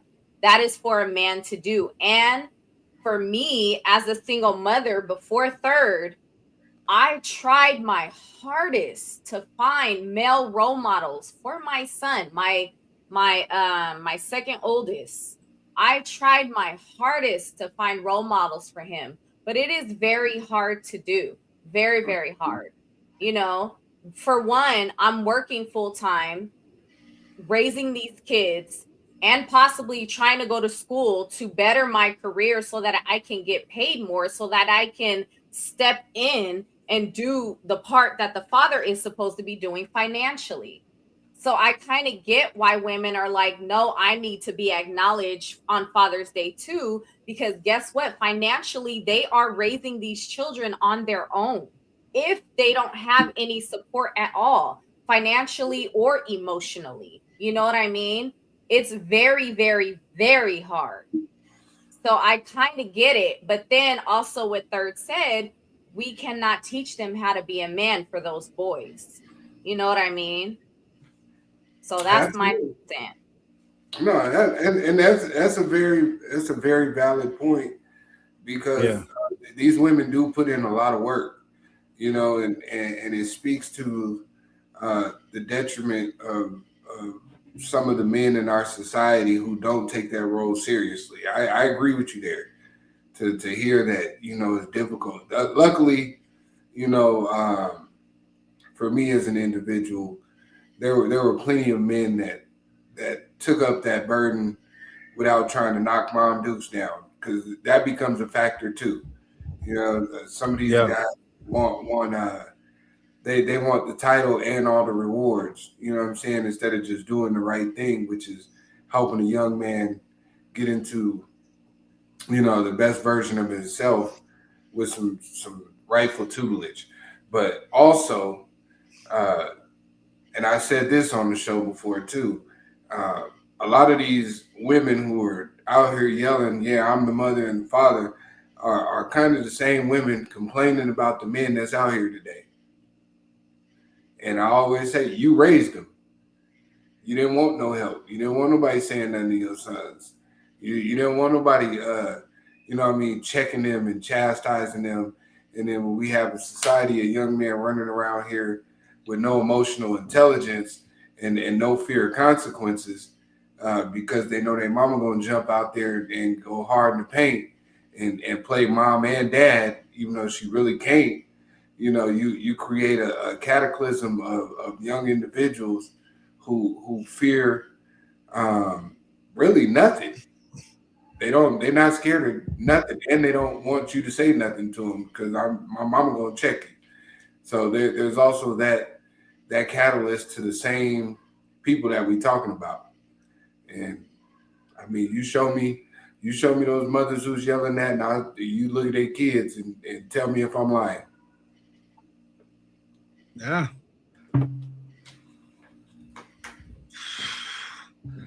But I think it goes more to like when you see like on Facebook or Instagram, like on Father's Day, the women are like the women that acknowledge Father's Day for themselves.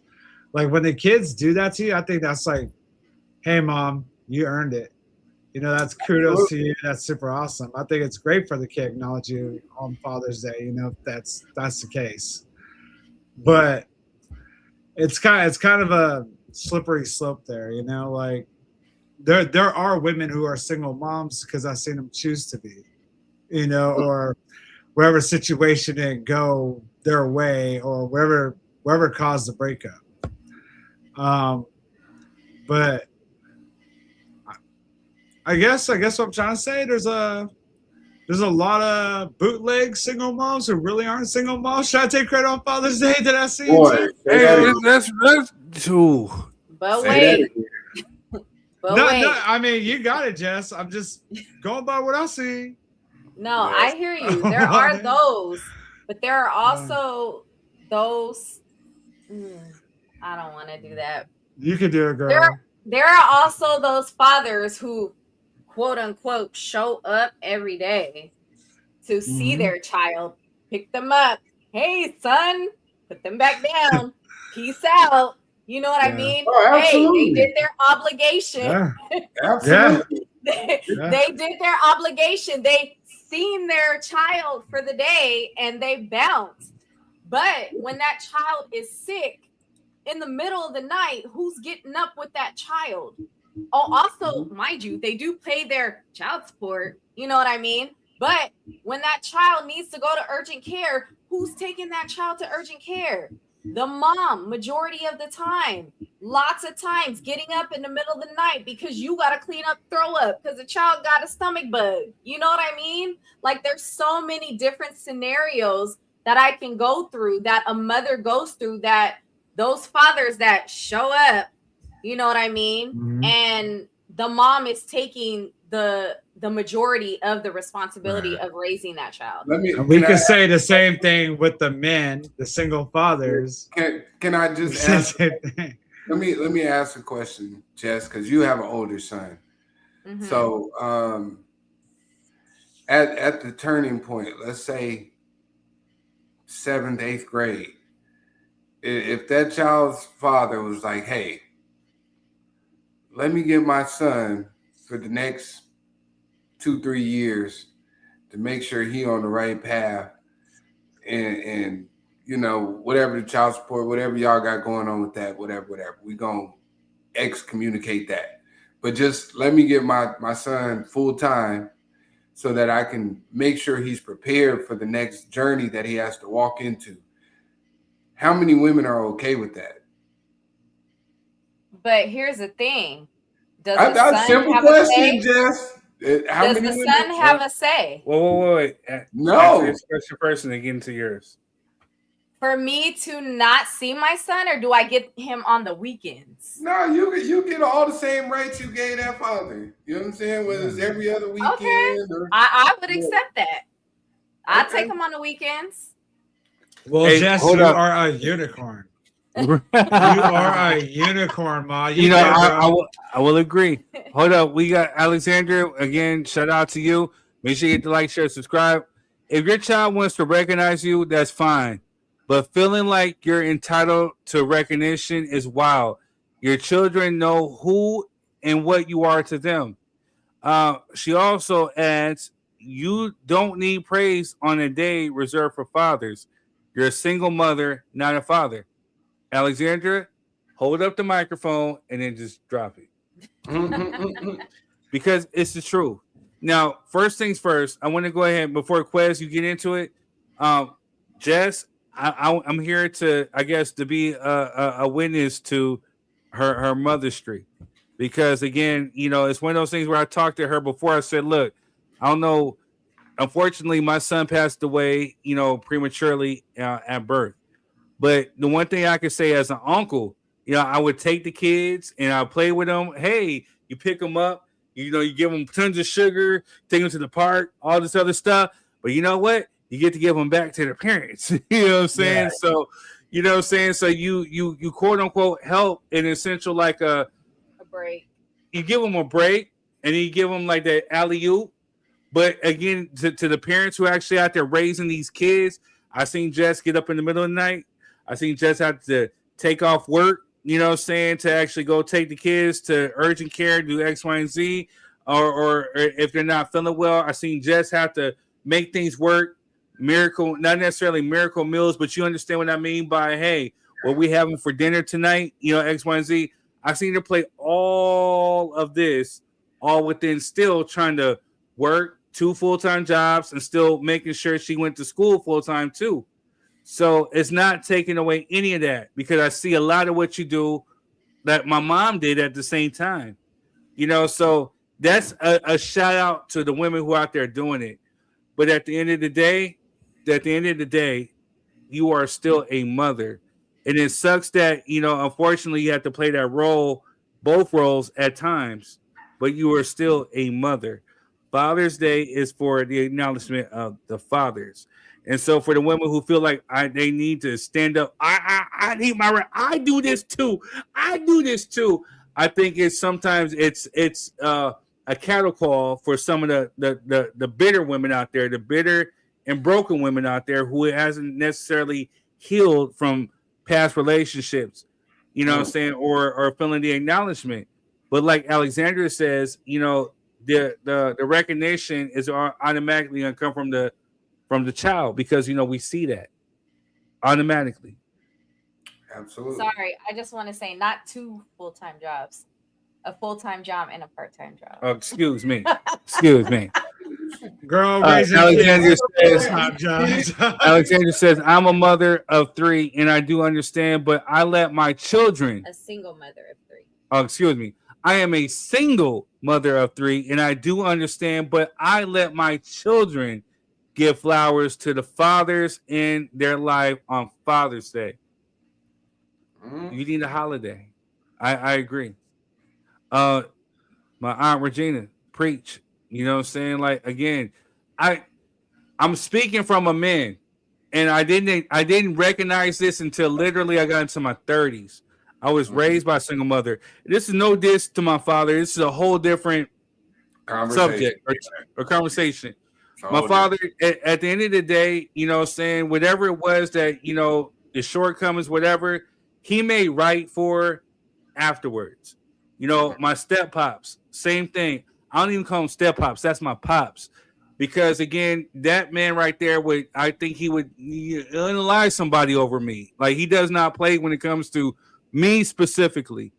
You know what I mean? But for whatever reason, you know, at the end of the day, I acknowledge those men. You know what I'm saying? Through the good, the bad, the ugly, the their shortcomings and their strong comings. You know what I'm saying? Pause. You know what I'm saying? They were good dudes. And they taught me a lot. You know, but at the end of the day, you know, I seen my mother. You know what I'm saying? And that's one of the things as a boy who was raised in a community of strong women, you see and you acknowledge. But there's one thing that I will not do, and I learned that I was wrong even within doing so. I'm not acknowledging my mom on Father's Day. My mom is my queen, the rock of my life, but she gets her praise and her flowers on Mother's Day because she did that as a mother. Fathers or Father's Day is for those who have stepped in and fulfilled a void or even within the shortcomings. Even when dudes who made mistakes, who try to make rights for their wrongs, that is reserved for fathers. Yeah. And I just want to give a shout out to all those fathers who do not like to see the single mothers that they have children with struggle. I just want to give a huge shout out to them. Real quick. We got one right here on this panel. This guy right here. All right. Or this guy. Wherever way the camera's mirroring, this guy right here, DY3. DY3 Quas. Yeah, just skip me, why don't you? Yeah, totally. No. But see, here's the thing, Wait, Rob. Rob, you stepped in. Exactly. Yeah. You stepped in. Shout out to all those fathers who stepped in. Thank you. Yeah. That's a bigger burden. Oh, mwah. No, I mean, Rob, you're a catalyst. You know what I mean? Like, again, like, remember when I met you, I didn't even know that, you know, the kids, quote unquote, these are my kids. It wasn't no, hey, differentiate, these are her kids. That I'm just here. No, hey, these are my boys. You know what I'm saying? And never no differentiate. These are my sons from day one. For this guy, they ask whenever we're out. Let's say we're out. I don't know, somewhere. Cheesecake Factory. They ask how many kids do you guys have? He says we have 3 kids. Absolutely. So shout out to this guy. That's what I learned. I got some amazing people, some brothers I learned from. Yeah, if you're gonna step in there, do it all the way or get out the way. Yeah. Facts. That's how it should be done. And shouts out to those fathers who step in and become step parents, or I don't even like to call them that. You know what I mean? As Denisha said. Bonus. Yeah, that's what Denisha says. These are my bonus sons. Yeah. You know what I'm saying? And we don't treat nobody no differently because there's a lot of mothers out there too being bonus moms. You know what I mean? So shouts out. Exactly. Shout out to the queen. We appreciate y'all for that. But when it comes down to the topic, man, relax. Okay, like it's all right. My day not even that big a deal. Like we gonna get some bullshit ass gifts if we being honest. You know what I'm saying? We might get a meal. You know what I'm saying? Yeah. We might get some socks. Hey, not even, dog. Hey, y'all. Hey, real quick. Quiz, you're right. You're right to a certain extent, but not this queen right here. You know what I'm saying? I was completely surprised. It's the Jackie Robinson Father's Day right here for mothers because the day after we got married, I like said at the Riverside Mission Inn, I got a complete massage. I was over here snoring. You know what I'm saying? I got drinks. You know what I'm saying? She took me to a jazz concert. I got this, babe. This is what you have a good time. And we over here listening to jazz music, chilling with a whole vibe. You know what I'm saying? Like, no, I ain't getting no socks this time. I wasn't saying forever. I'm just saying on the global scale, like everybody doesn't give the same recognition on Father's Day that they do to Mother's Day. Like we got to be honest about that. It's not the same energy. Globally, No. it is. Wait. I feel you, bro. I got a barbecue grill for Father's Day, but I'm like, is this for me or is this for me to cook? This is for everybody. Yeah, that's for everybody, Rob. Yeah. Wait. Rob, your queen dropped in. Well, shout out to Alexander. Fathers are important, definitely. Yes, they are. Jen says Rob is the most amazing dad to all the kids. From day one, connected with the boys and took on the role that their own dad did not take on. Like I said, man, I had good role models between Rob, between Quez, you know what I'm saying, between my own pops, my man, shout out to y'all. So, and then what Alexander says, I do it up on Father's Day, as you should. And then she said the gift that keeps on giving. You know, Yeah, shout out. That grill, boy. That grill gonna go to work. Love you, Jen. But the reason why Mother's Day is more celebrated than Father's is because here it comes. Love's coming. Y'all ready? Those 9 months that we are oh my God surviving through, is it 50-50? Is it 50-50? Yes. No. Are you kidding a child? Are you getting morning I had sickness? to rub the fat feet and getting food like 2 a.m. and What? like deal with the constant. Oh my God, girl. At least you got food 2 a.m. Shout out to you, Rob. At least you got the food 2 a.m. because a lot of dudes will not do that. Okay? Morning sickness. Are you throwing up every single day for months? Literally every single day. Hey. Brushing your teeth, throwing up. Jess, I love you. I'm just saying. That was a choice too, though, that you decided to labor. Come on now. Hey, we got other topics we gotta get to. There's an epidural. It numbs everything. Really? An epidural affects you and the baby. Whoa. I'm just paying for that now. I need an epidural, girl. Don't give her that. Give me that. Wait. Jen says, I love you too, boo. Hey, y'all go get a room. Yeah, we get one together. Alexander says pregnancy is for bee birds. It sure is. And then Regina, shout out to my aunt Regina who came out all the way from Vegas to come support me on my day. Said, Jess, you went there. LOL. Yes. Yeah, she sure did. I sure did. You know what I'm saying? No, that's not an argument we the can win. We can't say nothing else after that. Like, all right, bro, you got it. I can. What's I'm up? saying it now. I'm not gonna argue with well, you. Hey, Rob, I'm with you.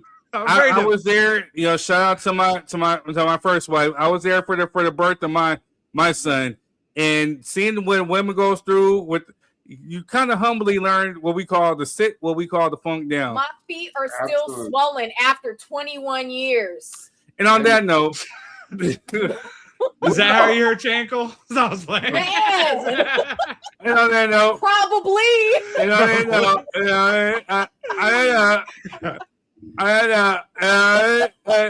he's just gonna go ahead and show some love, and we'll be right back. Oh my gosh. It's come to my attention that everyone's calling me a troll. Some said even the king of trolls. First of all, I'm flattered. But I'm done with all that. I would never do a deal with DoorDash and quite literally deliver beef when millions of people are watching. I mean, who would do something like that? I'm not delivering quality beef. It's more of an art than science. Don't want to be too obvious. It's all about timing. And I'm always on time. Oh, they sell Combs. What a coincidence. No matter what kind of beef you have going on this week, remember DoorDash delivers. And you know what goes great with beef? A bottle of this beautiful Branson cognac, aged 4 years or 50 months. Who's keeping count?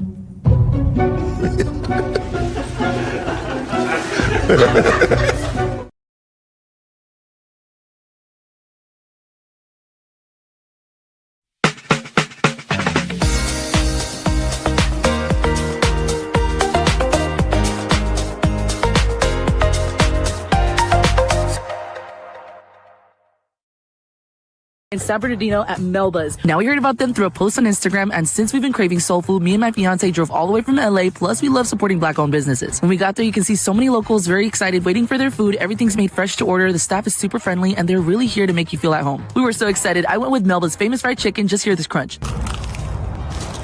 It's fried. Uncle Nearest Premium Whiskey is a brand of Tennessee. Whiskey honoring Nathan Nearest Green, the first known African-American master distiller. The Nearest Green Distillery, located in Shelbyville, Tennessee, is the world's first distillery named after an African-American. Green is credited with perfecting the Lincoln County process, a charcoal mellowing method that defines Tennessee whiskey's smoothness. Get your bottle today. All right, y'all. We are back. Wait, Regina says, my two after 45 years. Man, that was Jessica was over here cooking, I guess, for the single mothers, who went through pregnancy.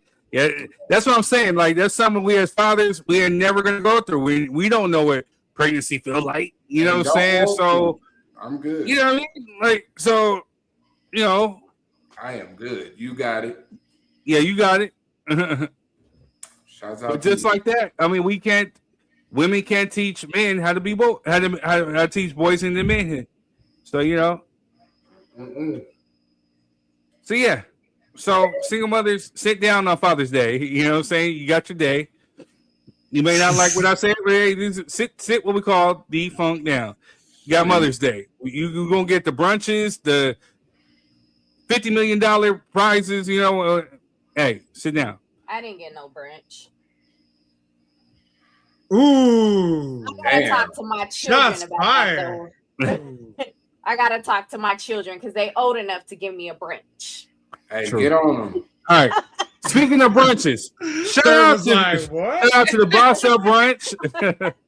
She said, "Chill, Mr. Degree. We get it. I get it. Yeah, I get it. All right. Yeah. Speaking of brunches, Boss Up Brunch recap. Shout out to our very own DY3 Quas who went out. You know what I'm saying? And the Boss Up Brunch. Shout out to the ladies who hold it down, who put the organization, Miss Renee. I think with Nikki Baker, a few of the other ones. Shout out to you. Dope event. So we definitely want to get into a recap that, you know what I'm saying, and definitely show, you know, love to the Boss Up Brunch. So I got a little video that I put up, you know what I'm saying, and our very own DY3 Quas, you know what I'm saying, he was a guest speaker for this. So here's what you get.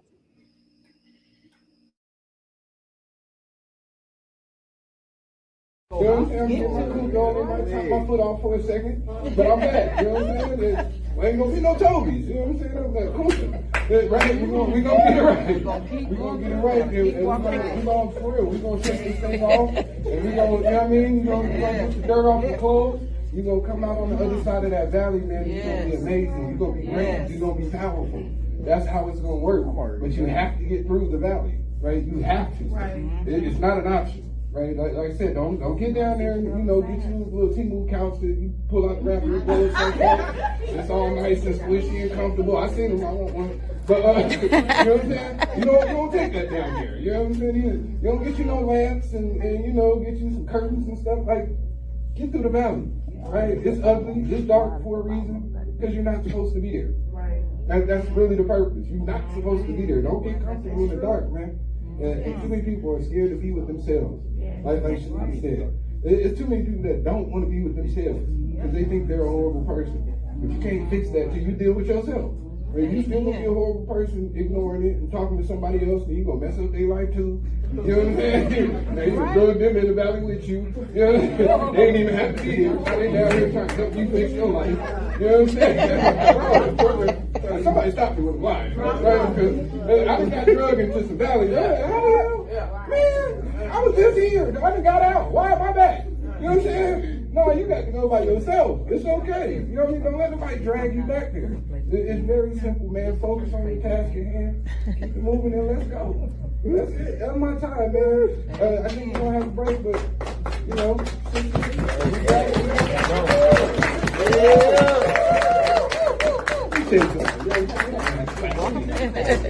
Right.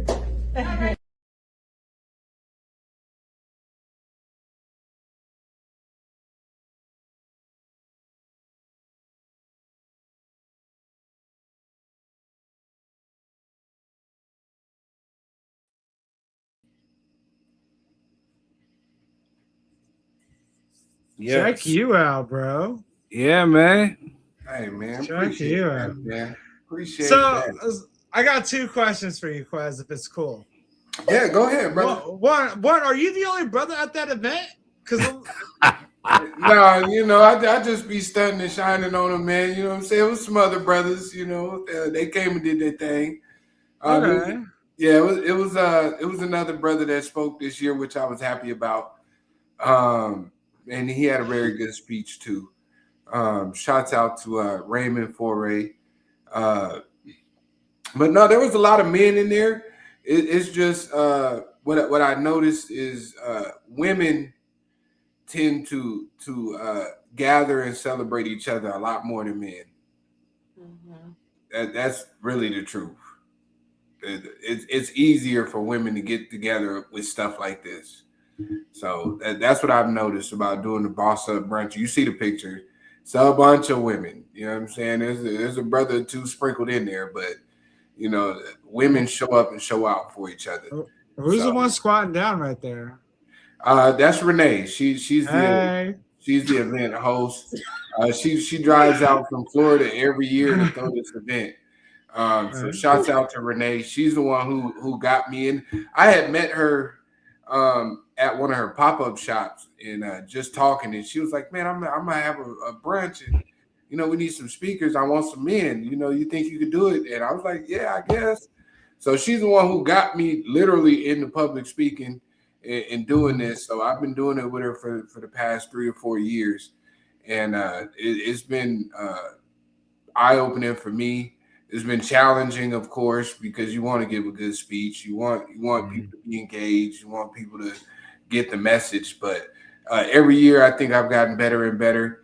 And you know, I think this year, you know, people took heed to what I was talking about. So I think you got a good vibe, brother. I think you got a good vibe with a good message. You control the mic very good.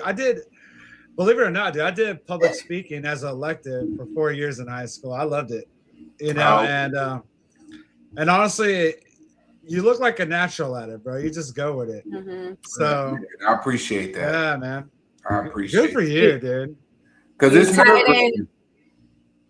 Go ahead, Jess. No, I was gonna say you tied in Temu. You know, us women like to shop. So I mean, hey, look, one thing I am good at is conversation. You know what I'm saying? I know how to conversate with people. I can have a conversation with anybody.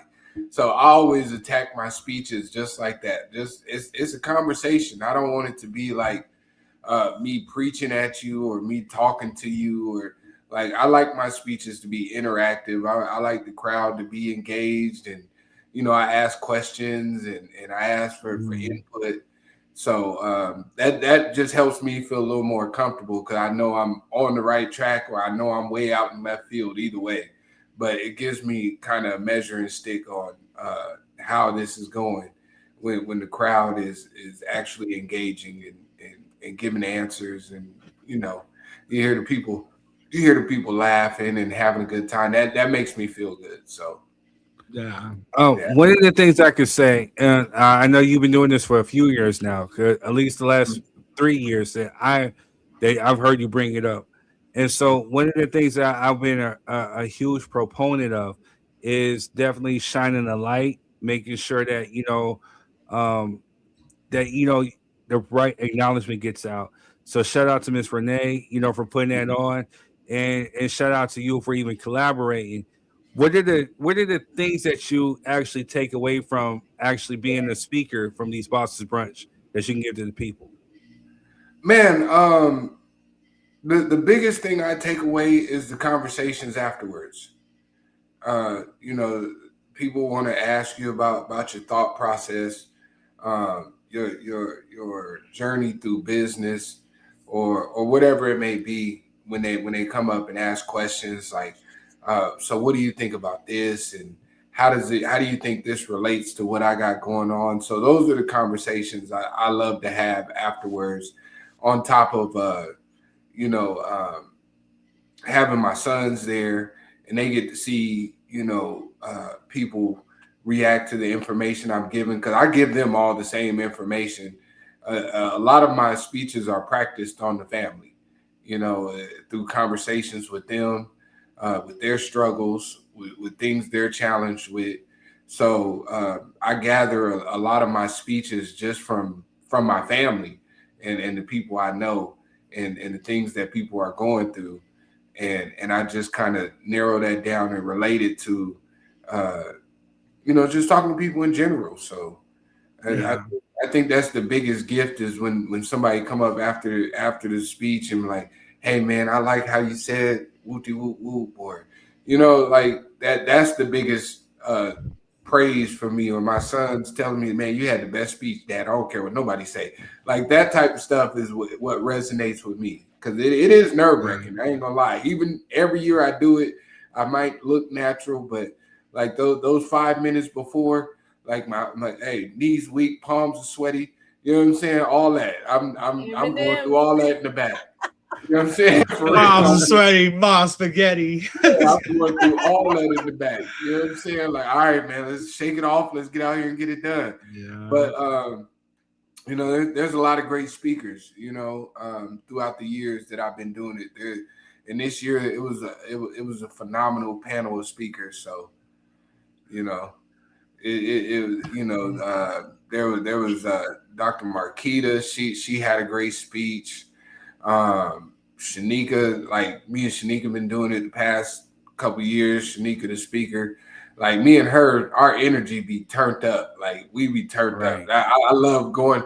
I told her this year, I was like, man, this every year they put us either before each other or after each other because our energy just be like we show up and we turn up. You know what I'm saying? And then, you know, so that's been great. Nikki Baker, Delilah, the co-host this year, she just put a book out. I'm gonna try to get her on the show too. Yes. Yeah, she has a phenomenal book, and she's a great speaker too. And like I said, Raymond Foray, who's a pastor, and then all the vendors, man, all the vendors out there. Like it's a great event, man. I think we should all make it to the next one if he's speaking there. Yeah, well, you know, I think the DY3 crew needs to go.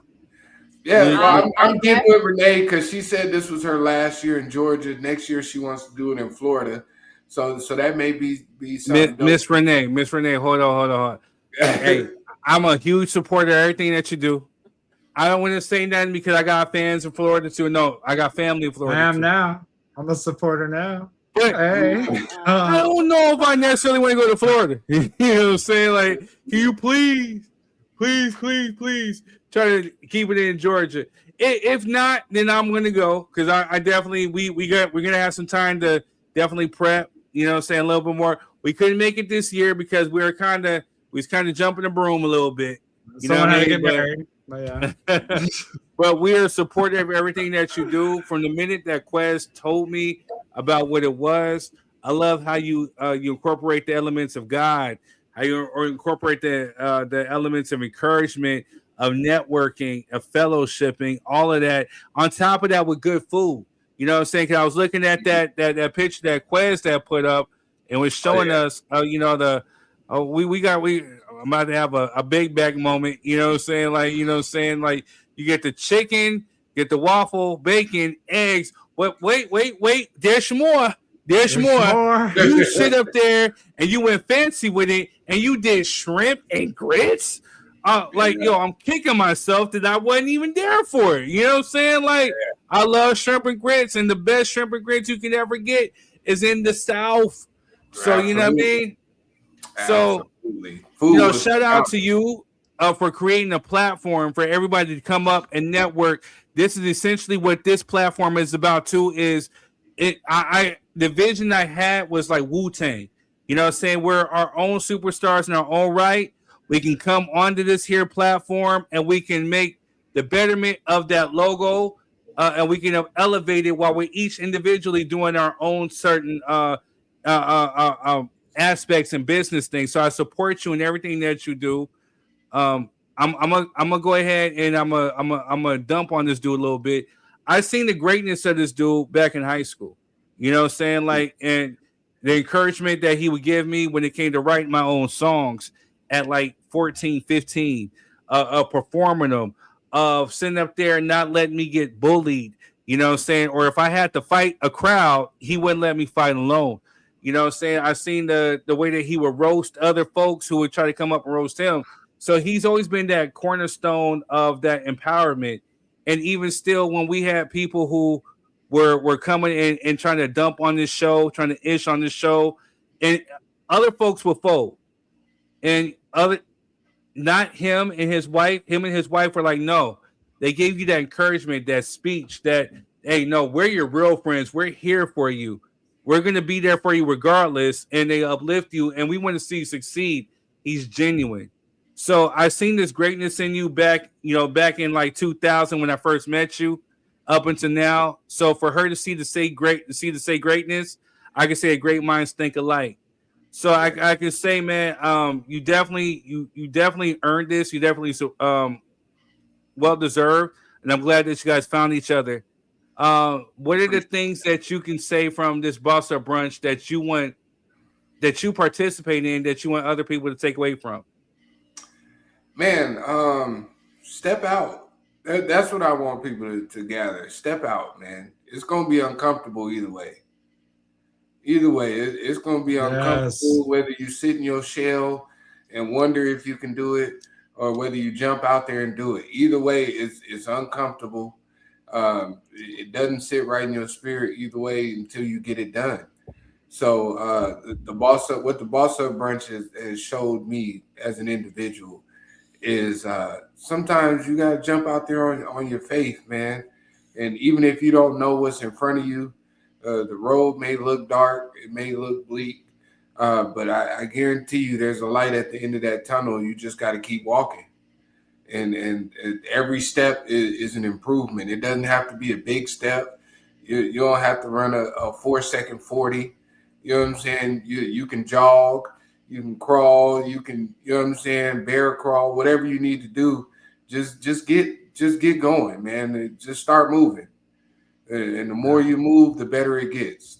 That's really how it goes, man. Nobody just wakes up and becomes great. It doesn't work like that. It may look like that on Instagram and Facebook and all that good stuff. It looks like people just showed up and were amazing on the first day.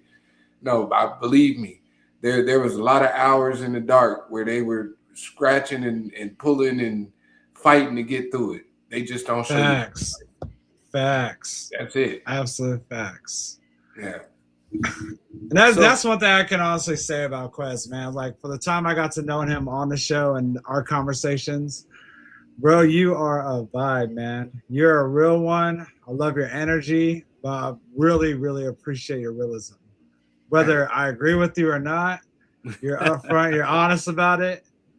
And honestly, you're a hard guy to argue with, because it's like, you can't help but look at his point of view and be like, how does that not make sense? Like, you know, so hey, Rob, you can see the predicament I put myself in, because there be some things I strongly don't agree with, you know what I'm saying? But I'm like, you know what? His perspective is valid.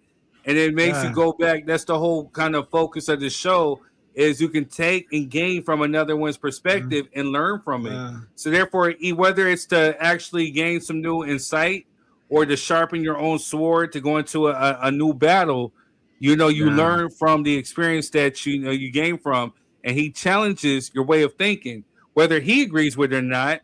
And there's sometimes even when he knows that you're right, but he'll challenge your way of thinking in order to sharpen your own sword. So you step into the next battle well fitted. You know what I'm saying? So absolutely.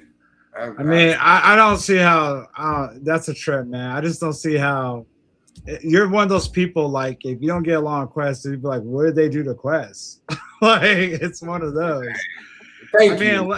Unless you're struggling on a diet, I thought I was food, I'll say I don't get along with you. Yeah, I thought I was tripping sometimes. I'm like, man, what did I do to you? Like I said, for those that don't know, I've known Quest since I got to San Diego County, or Oceanside, like around 2000. So from the year 2000 up until now, and mind you, we went a stretch. I hadn't seen him up until he came back to California for like almost close to like 20-some years. You know what I'm saying? But when I tell you that he has stayed the same since day one, he has been the same since day one. If you have a dream, he's gonna encourage you. He's that hype man. Hey, you can do it. You can do it. It can sound so far and fresh, right? You know, who is to think that a young dude from San Diego could write a song and perform it? Hey, I'll perform it with you, or you can do it, or Jess, you can your treats in this. He'll give you the game plans. Other people are gonna probably give you like their hate, their insecurities or whatnot, what you can't do. But Quest is gonna here's the business licenses that you need. Here's this what you need in order to get this. The LLCs, what you need to do. Blah blah. This is Quest.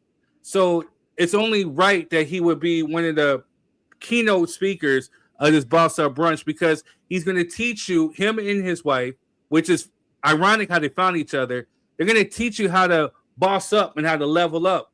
And again, like I told you, there was times when I was in my own little self-pities. Get your ass up, man. What you doing? I'm only going to give you a hug right now, but the next day, if you ain't got your ass up, then I ain't funking with you. What you doing? Come on, what we going to do? This is what we going to every day. So, it's those things where you walk through and you go through your valleys, your own personal struggles, those valleys. So what made you decide that, hey, this was going to be the theme of your message, going through the valleys? Man, the reason I chose that theme is because I know it's something everybody has to encounter, right? Everybody has to run into a valley. And like I was saying at the brunch, everybody can't go into the valley with you. And everybody doesn't come out on the other side with you. But that's the purpose of the valley. The valley is built to challenge you, to make you grow, and to prepare you for your next battle. And realistically, you probably gonna have more than one, and that's okay. But the key factor about it is going through. Words have power. Like I said in the clip, you're not supposed to get into the valley and start decorating and putting up furniture and just sitting down there. There's too many people sitting in the valley that's cool. You know what I'm saying? Like, hey, I'm cool in my valley because it's comfortable.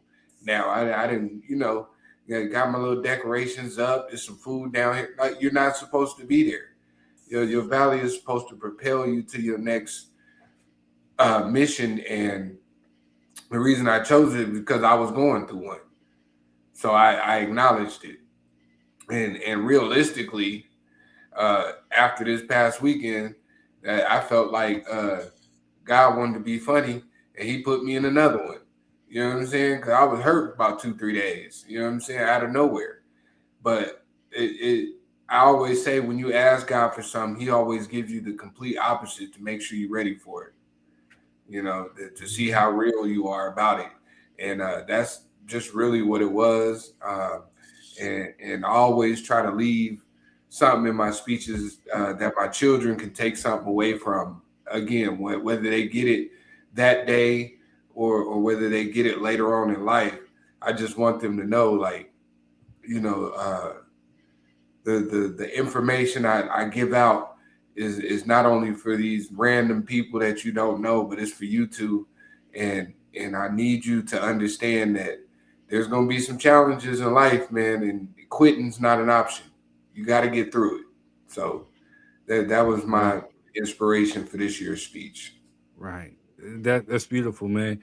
I'm gonna give you one last one before I drop the mic and pass it to. I think Jess got some questions for you too. So, but the one thing, because you mentioned your children, so I definitely want to piggyback off that. How was it sharing that experiences with your two sons, your two up and coming kings? Man, it's a moment I'll probably never live down. It's one of those things where no matter how great of a parent you are, no matter how good you think you're doing, some of those moments you can't buy. You can't buy that stuff. You got to be in the moment, and just to hear them, give me some acknowledgement, to give me some feedback on how they felt it went. Some of the things that I was speaking towards, and them actually recognizing them and saying, yeah, that does make sense, Pops. You know what I mean? Like, all of that stuff is unmatched, and I cherish those moments. Realistically, like, we may know how much money we have, we know, the material assets we have, but you don't know how much time you got in life. So being able to share those moments with them is something that I'm always hold on to. Just knowing that they were able to witness that, and maybe one day they'll go out and tell their friends, hey, my dad is amazing, and he speaks at events, and this is what he taught me. And it, when they have their own kids, whether I'm here for it or not, they'll be able to pass down those same messages and carry on that lineage, man, because that's where it starts. But you got to be present for it. And I always appreciate anytime I get to, have those critical moments with my son, man. That's beautiful. I almost got emotional, man. Next question. Move on. I'm a gangster. Ain't no crying. You know what I'm saying? Gangster on Fridays, right? Yeah, I'm a Go ahead, Jess. You know what I'm saying? So, about the event, how many vendors were there in attendance showing their products? There was I think it was 10 plus. I want to say 10 plus. Some great vendors too. They had some candles and scents. Some fragrances, lemonades. Cake Man coming. That dude stood out to me because that's all he kept. Cake Man coming. You know what I'm saying? He kept saying that the whole time. But his cakes was ridiculous. Like he had like the alcohol infused cakes and brownies and fire stuff. Like that was good. They had some holistic medicines. They had jewelry, personal jewelry being made. Books. What else did they have? They had T-shirts, tumbler cups. It was phenomenal. Purses, all that. It was a real nice amount of vendors, man. Especially for the space. It was packed in there. It was definitely packed. Good. So for those vendors for future events, what all is required of them to be a part of this Boss Up Brunch? Man, what I will say for the vendors, yes, you getting invited to an event, but it's also your job to promote it, right? If you have a product, it's your job to promote it. The event is just a platform for you. You know what I'm saying? You pay your fee or whatever, they give you your table, but the rest of it's up to you. So me and Denisha, we make it our mission to buy something from everybody. We do that at every event. We buy at least one thing from everybody, whether we need it, like it, want it or not, because we just want to support. But vendors got to do a better job of promoting their own products and getting the people in the room, because not everybody's there for the same reason. True. What would you suggest? I don't know how much time we got. We got a few more minutes. I know people are probably like, "Hey, man, we it's Friday. It's 4th of July. I haven't eaten yet. I'm thirsty." You know what I'm saying? And Quest is on the East Coast, so I'm pretty sure he wants to give us free. Nah, you fine. Go ahead, man. So what would you suggest as being a part of the Boss Up Brunch for all these years? What would you suggest a vendor do to help promote their business for this event? Network. Outside of the Boss Up Brunch, I'm a professional network marketer. You have to network. Networking applies to every single business. I don't care what you do. It's never about what you know. It's always about who you know. The more relationships you build, the better off your business will be. Yeah, you don't know how somebody can benefit your business, but I can guarantee you, if you build strong relationships, your business will grow. Because you need people talking in rooms that you're never walking in. That's how your business grows. Right, that's how people recommend you. When somebody puts a post up and says, "Hey, I'm looking for somebody to make me, a cake," and then somebody says, "Hey, Jess makes cakes. You need to that. She got to make." Like, that's from people you know. It's not the advertisement you put out, but the more you network, the better off your business will be. And I think a lot of business owners skip the networking part because it's uncomfortable, but you got to get out and network with people. It's just the way of business. So My next question is, all the vendors that were there for that day, were they all from Georgia? No, actually, some came from Florida. I know 2 for sure came from Florida. We had a couple from North Carolina that came down, a husband and wife team. A few of them were from Georgia. Cake Man from Georgia. You know what I'm saying? Cake Man coming. He from out here. Cake Man coming. That's a shirt. Hey, what's crazy? He got a song too. He got a Cake Man song. Hey man, Cake Man, I'm about to make you a shirt. Free of charge. We did that shirt. Cake Man coming. Nah, but yeah. So it was just vendors from all over. Yeah. Not if Jess sets up her desserts over there. That's competition. Absolutely. Exactly. It's collaboration. We ain't never in competition. It's always collaboration. Hey, I love that. I love that, Quez. Yeah. About to throw me on a Jess t-shirt, yeah. Jess coming. Got you, girl. There you go. Got you. They're gonna write you a song too. That part. I tried to tell her to change her name from Sugar Express to Jess to Just Got Cakes. In more ways than 3. Do what you gotta do, baby. If it sells, put them cakes out there. You know what I'm saying? Let's get it done. In more ways than 3. But anyway, hey, again, shout out to Miss Renee Noel, you know what I'm saying? Nikki Baker, the folks at Boss Up Brunch. Thank you for holding down my boy. Like I said, Quest is he's not like he is a brother to me. The one thing I can say, everybody here on this panel, everybody in this show, I'm extremely highly proud of. Everybody who comes through and they show support to this show. But the one thing that I can say is that, again, the month of June, I sat back and literally thought about it, saying, like, you guys really made me proud.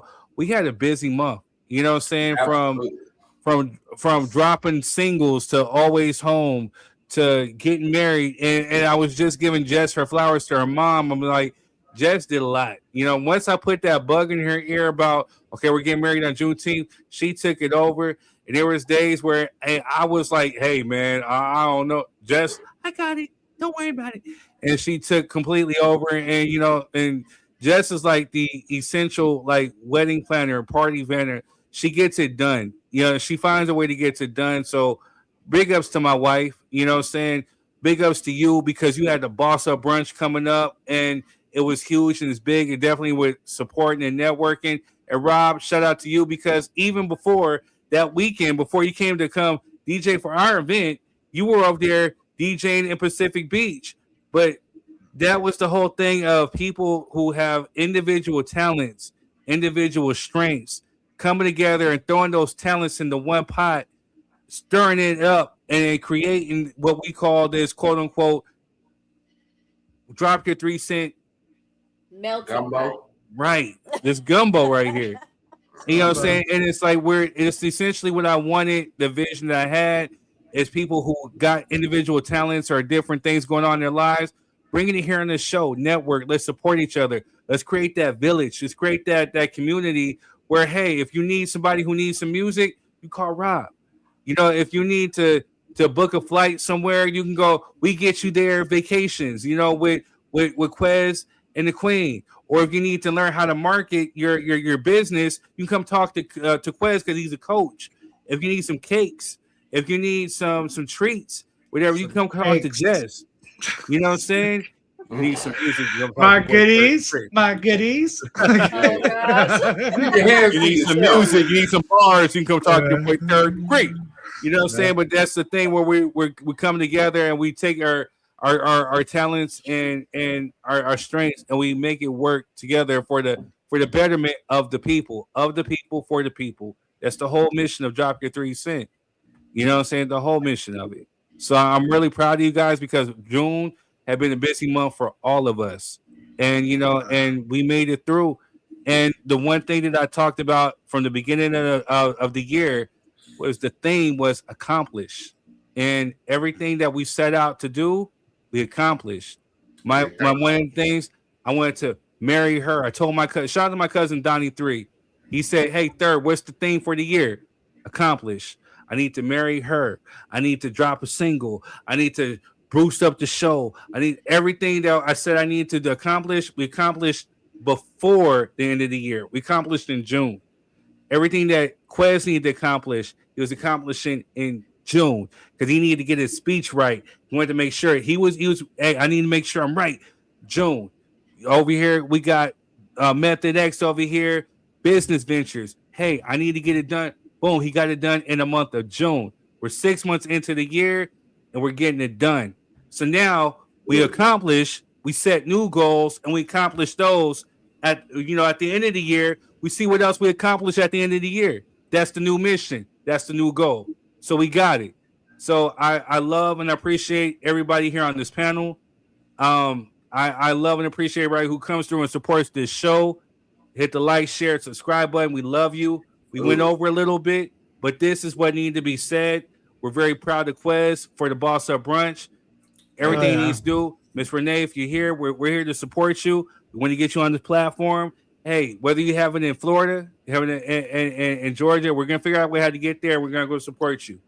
We got to get out there, dude. We got to get out there. We got to have that mac and cheese battle, bro.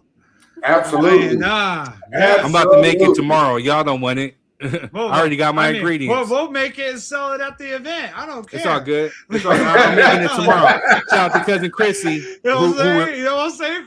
Hey, shout out to my newly cousin Chrissy who requested this. You know what I'm saying? She requested the King's Mac. You requested, you shall receive. It shall be there tomorrow. Don't worry about it. I don't know what these folks are talking about. There's only one Kane. It's Eddie Kane right here from the 5 Heartbeats right here. Oh my God. He picked out a Stouffer's tray and threw some cheese on top. I don't need the store-bought ish. I got all my special ingredients. Just seen me come through the door with it today. Yeah, I need to get my beauty sleep so I can go ahead and make this King's Mac for tomorrow, for the event for tomorrow. You know what I mean? Absolutely, sir. Yeah. Hey, man, y'all have an amazing evening, man. I appreciate the love.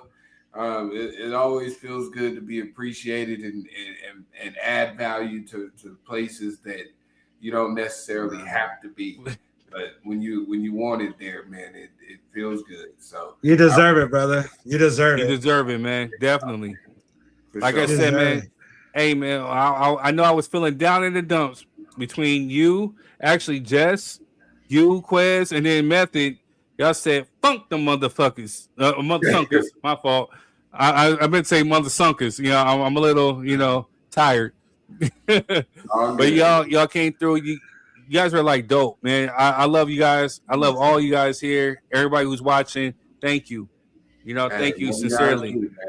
How you be tired on your day off? Did you take the day off? Man, I was still working. Damn, I forgot to add one more. I forgot to add one more accomplishment. So all through the month of June, you know what I'm saying, through the grace of God and the powers that be, Drop Your 3 Cent became official like a whistle. So like I said, can't nobody sit here and take claim for it. All through all our busy things that we had, June 16th, 2026, on Pac's birthday, on my cousin Drew's birthday, you know what I'm saying, Drop Your 3 Cent became official like a whistle. So can't nobody tell us that we in here. You know what I mean? There you have it, player. Oh yeah. So, hey, it is what it is. So, hey, we'll see you on the next one. You know what I'm saying? We're gonna recap. Rob got an event coming out tomorrow. You know what I'm saying? Again, shut it out one more time, man.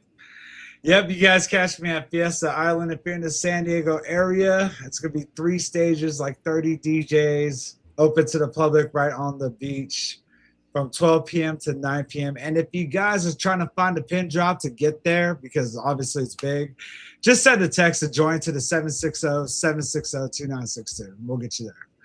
But yeah, just look for the guy that has a smile like Tom Cruise, right? I'll be there. This guy. This dude right This here. guy. Talking about being on someone's own nuts. You know what I'm saying? I love me some me. Hey, that's how it's supposed to be. No false self-confidence. Mm-hmm. You know what I'm saying? But even if you're full of yourself, it's all good. I'm full of me. I love me some me. Y'all, we love you. Thank you for tuning in. Make sure you hit the like, share, subscribe button. Thank you for it. We went over, but it was well worth it. We're going to chop it up. We're going to get it on all the platforms. Like I said, we everywhere. So we love you. Thank you. We'll catch you on the next one. We're going to recap his event. We're going to talk about good music for next week. You know what I'm saying? And we'll be here. We'll catch you. Thank you. Peace.